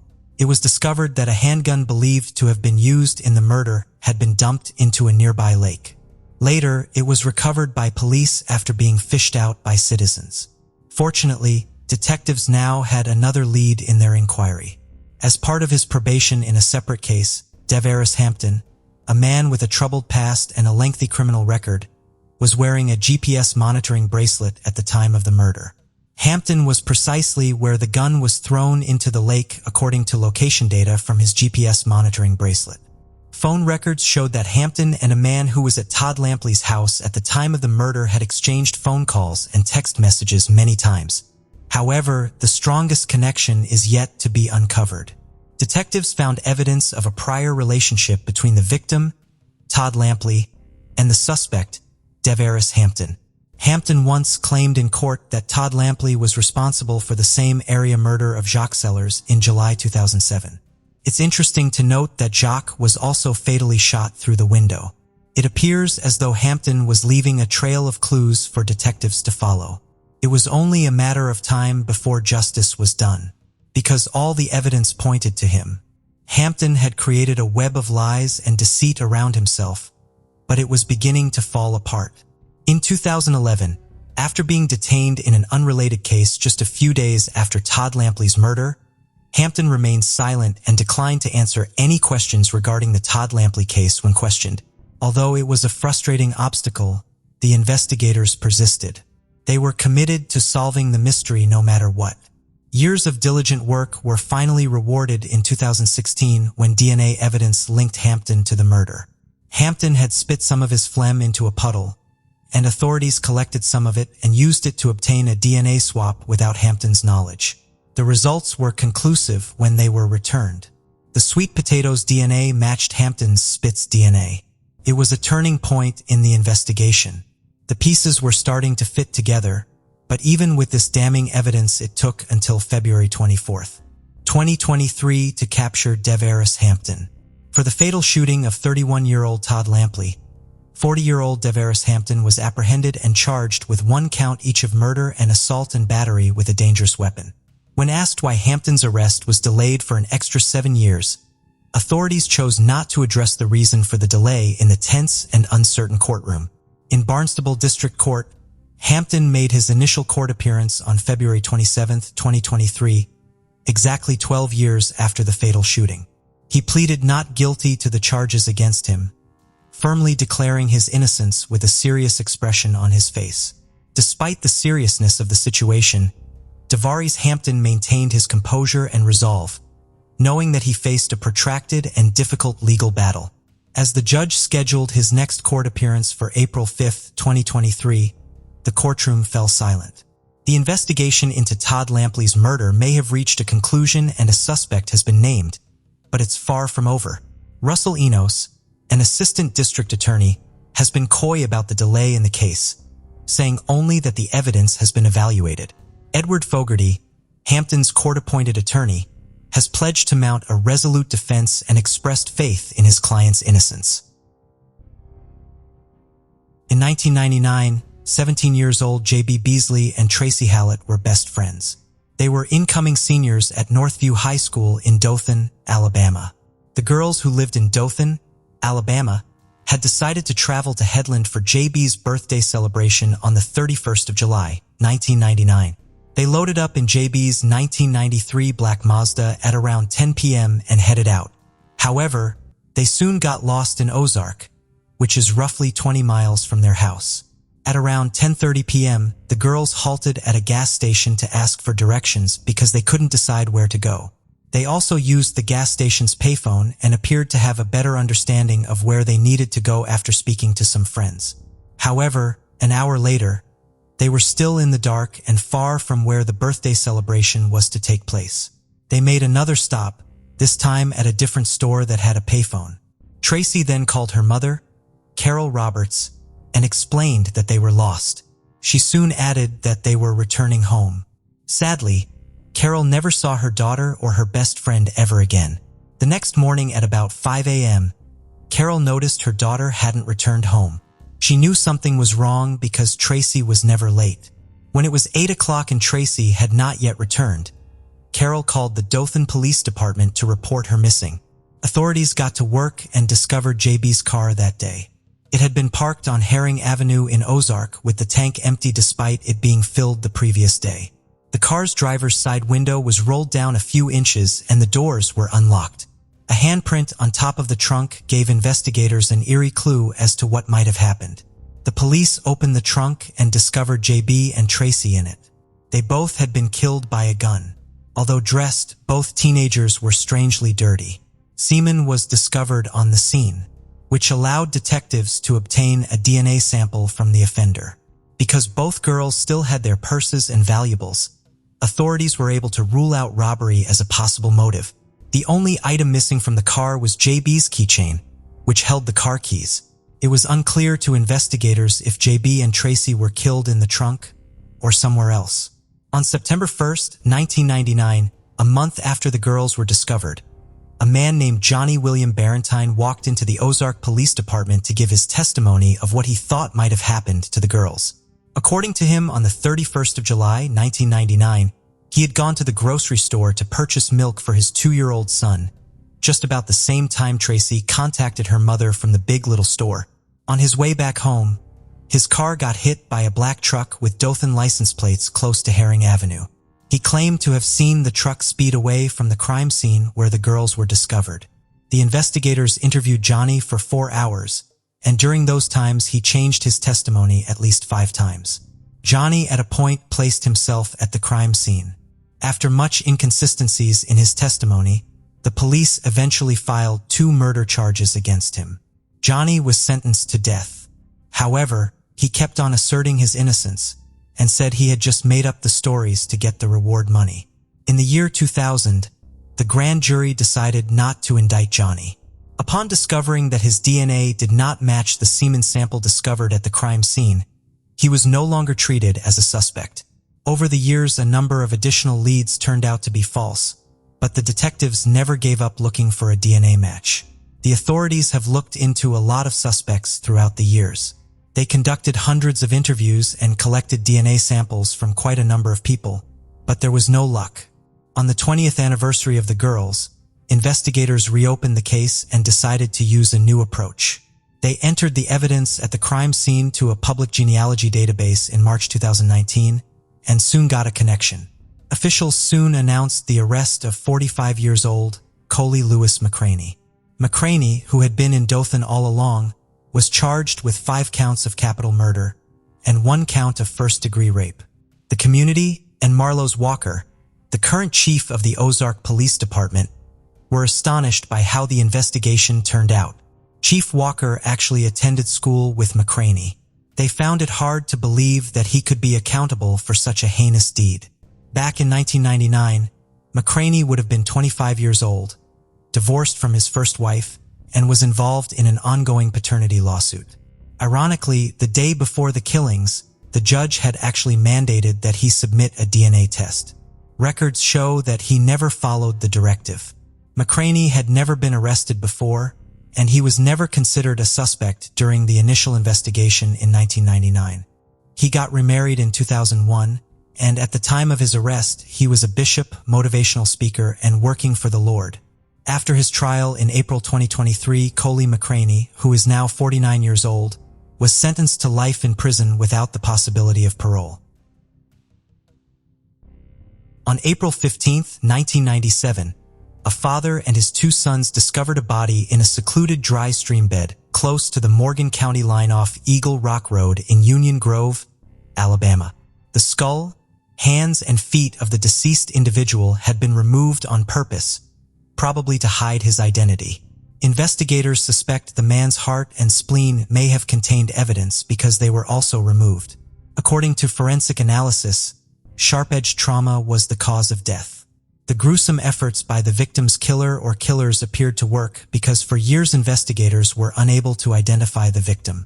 However, in 2019, Alabama authorities partnered with a DNA technology company named Parbon Nanolabs, which gradually made progress in the investigation by first enhancing and clarifying the DNA samples from the body and then comparing those profiles with others in genetic databases.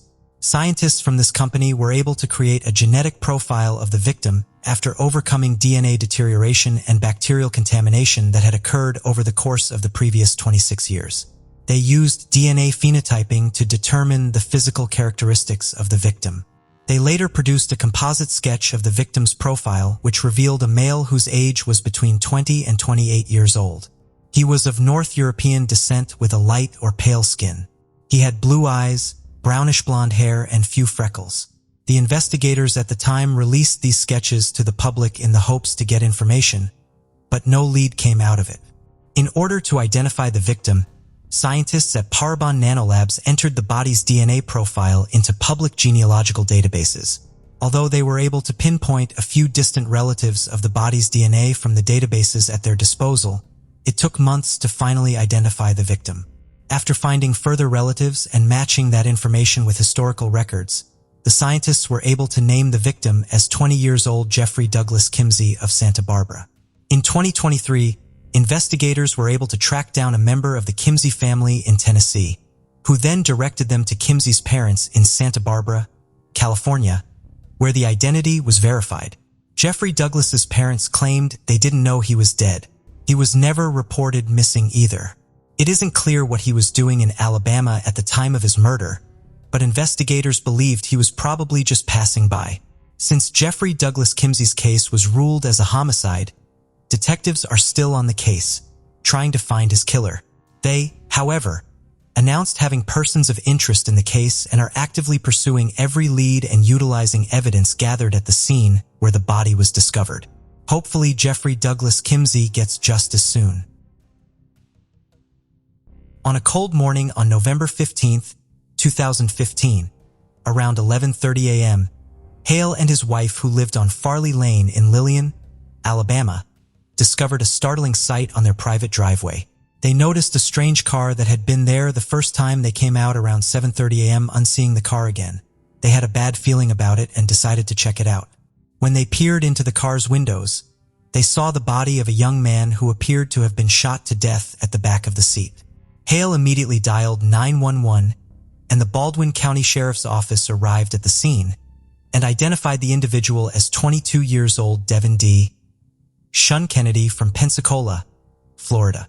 His mother, Tammy Sims, had reported him missing a day before. Further investigations reveal that Devin had a history of run-ins with law enforcement in relation to drug charges. When Tammy Sims got the news of her son's murder, she was devastated. In an interview, she described Devin Kennedy as a determined young man who sought a better life for himself and his family. He was also a devoted father and a loving son. According to Sims, her son always wanted to run his own business. He always mentioned starting a restaurant and investing in real estate. Sadly, Devin's dream was cut short and his life taken away from his 2-year-old daughter. Devin was working and attending college the day he was killed. His mother knew something was wrong when he didn't come home or answer his phone calls. Tammy Sims sought justice for her son for many years, pleading with the public to put themselves in her shoes and say something if they knew anything. Sadly, the case was opened, but gradually became cold. Police also investigated the case at the time and identified a few people of interest, but they did not have any solid evidence to link them directly and charge them with the crime. For 8 years, Devin Deshaun Kennedy's case file stayed cold on the Baldwin County Sheriff's shelves. In April 2023, the Baldwin County Sheriff's Office announced the arrest of 32-year-old Decadai Darnell Herring, who has been charged with the murder of Devin Deshaun Kennedy. According to the police, they earlier received information that eventually led to the arrest of Decodie Herring. They, however, never mentioned what information it was. According to detectives, Devin and Herring may have known one another, and the motive for murder was robbery. Herring had shot Devin elsewhere and left him off at Lillian, Alabama. Decodie Herring's first court appearance took place Friday afternoon on the 21st of April, 2023. He informed the judge that he had been imprisoned for the past 7 years in Florida due to a felony firearms charge. He had just served the remainder of that prison sentence when Baldwin County detectives named him as their top suspect in Devin Kennedy's murder case. After his bond hearing that Friday, Judge Bill Scully set the bond amount at $150,000. Dakota Herring would be required to wear a GPS ankle monitor and be prohibited from leaving the state as part of the terms of his release if he were to successfully post bond. This case takes us to Heflin, Alabama. In 2002, Heflin was a small town which has a population of less than 3,500 people and a total area of just 16.31 square miles. Back then, everyone pretty much knew everyone. And when a triple homicide occurred in a place like Heflin, it shook the very core of the community and left behind aftershocks that may still be felt today. particularly when the victims were a young pregnant woman and her 6-year-old son. Monica Pritchett Rollins was a 23-year-old mother of 2 boys named Dalton and Aaron, who were 6 years old and 2 years old respectively. Before her murder, Monica was also expecting the birth of her 3rd son in a few weeks. After she and Jeremy Rollins, Dalton and Aaron's father and her high school lover, made the decision to separate and file for divorce, Monica and the boys moved into their Sugar Hill Road home in late 2001. On Friday, September 13, 2002, Donald Pritchett, Monica's father, had been looking forward to Monica and the boys' arrival at his Anniston house, so he could finally give Dalton his gift, a colt Dalton had named Mojave. When they finally arrived, they spent the evening talking, eating, and riding horses, before Monica and the boys returned to their Heflin house at around 8:30 p.m., with the intention of returning later that weekend. But after the weekend had passed with no further communication from Monica, a family member made the decision to go see if everything was well with her and the kids. Nothing could have prepared them for what they discovered when they arrived at Monica's mobile home around 10:45 a.m. on September 16, 2002. Monica and her first son, Dalton, had been cruelly killed in their own house. According to autopsy results, they died as a result of multiple stab wounds they sustained somewhere over the weekend. Because of the assault, Monica went into labor. Her unborn child was later discovered dead and only partially delivered. Aaron, her 2-year-old son, was discovered hidden in a closet, inside the house alive and unhurt. Around 6 p.m. on the same day, Jeremy Rollins left Southwire after completing a 12-hour shift. He found out about the killings of his ex-wife and his oldest son a few hours later when the police requested him to report to the station. As the investigation progressed, officials claimed that Jeremy was not a potential suspect and that he cooperated with the inquiry the entire time. The detectives did all they could to find the culprit at the time, but there were no tangible leads. At the time of the murder, DNA, fingerprints, and other types of evidence had been gathered at the crime scene and transferred to the Alabama Department of Forensic Science for examination. Unfortunately, due to budgetary restrictions, the forensic department experienced severe backlog problems at the time of the killings, which caused a delay in processing. The case went cold for decades until January 2021 when investigators reopened the case. They re-interviewed 60 people and resubmitted a cigarette but found at the crime scene to the forensic lab for DNA testing. After a thorough analysis, investigators linked the evidence at the crime scene to Louis Landon Spivey. Spivey, who is now 36 years old, was 18 when he allegedly killed Monica and Dalton. He was romantically involved with Monica. After the murders in 2010, Louis Spivey was imprisoned in Florida for 15 years due to a separate robbery and severe assault case from Bay County. Investigators visited him in prison for an interview. On June 26, 2023, Louis Landon Spivey confessed to the killings of Monica Rollins and Dalton Rollins.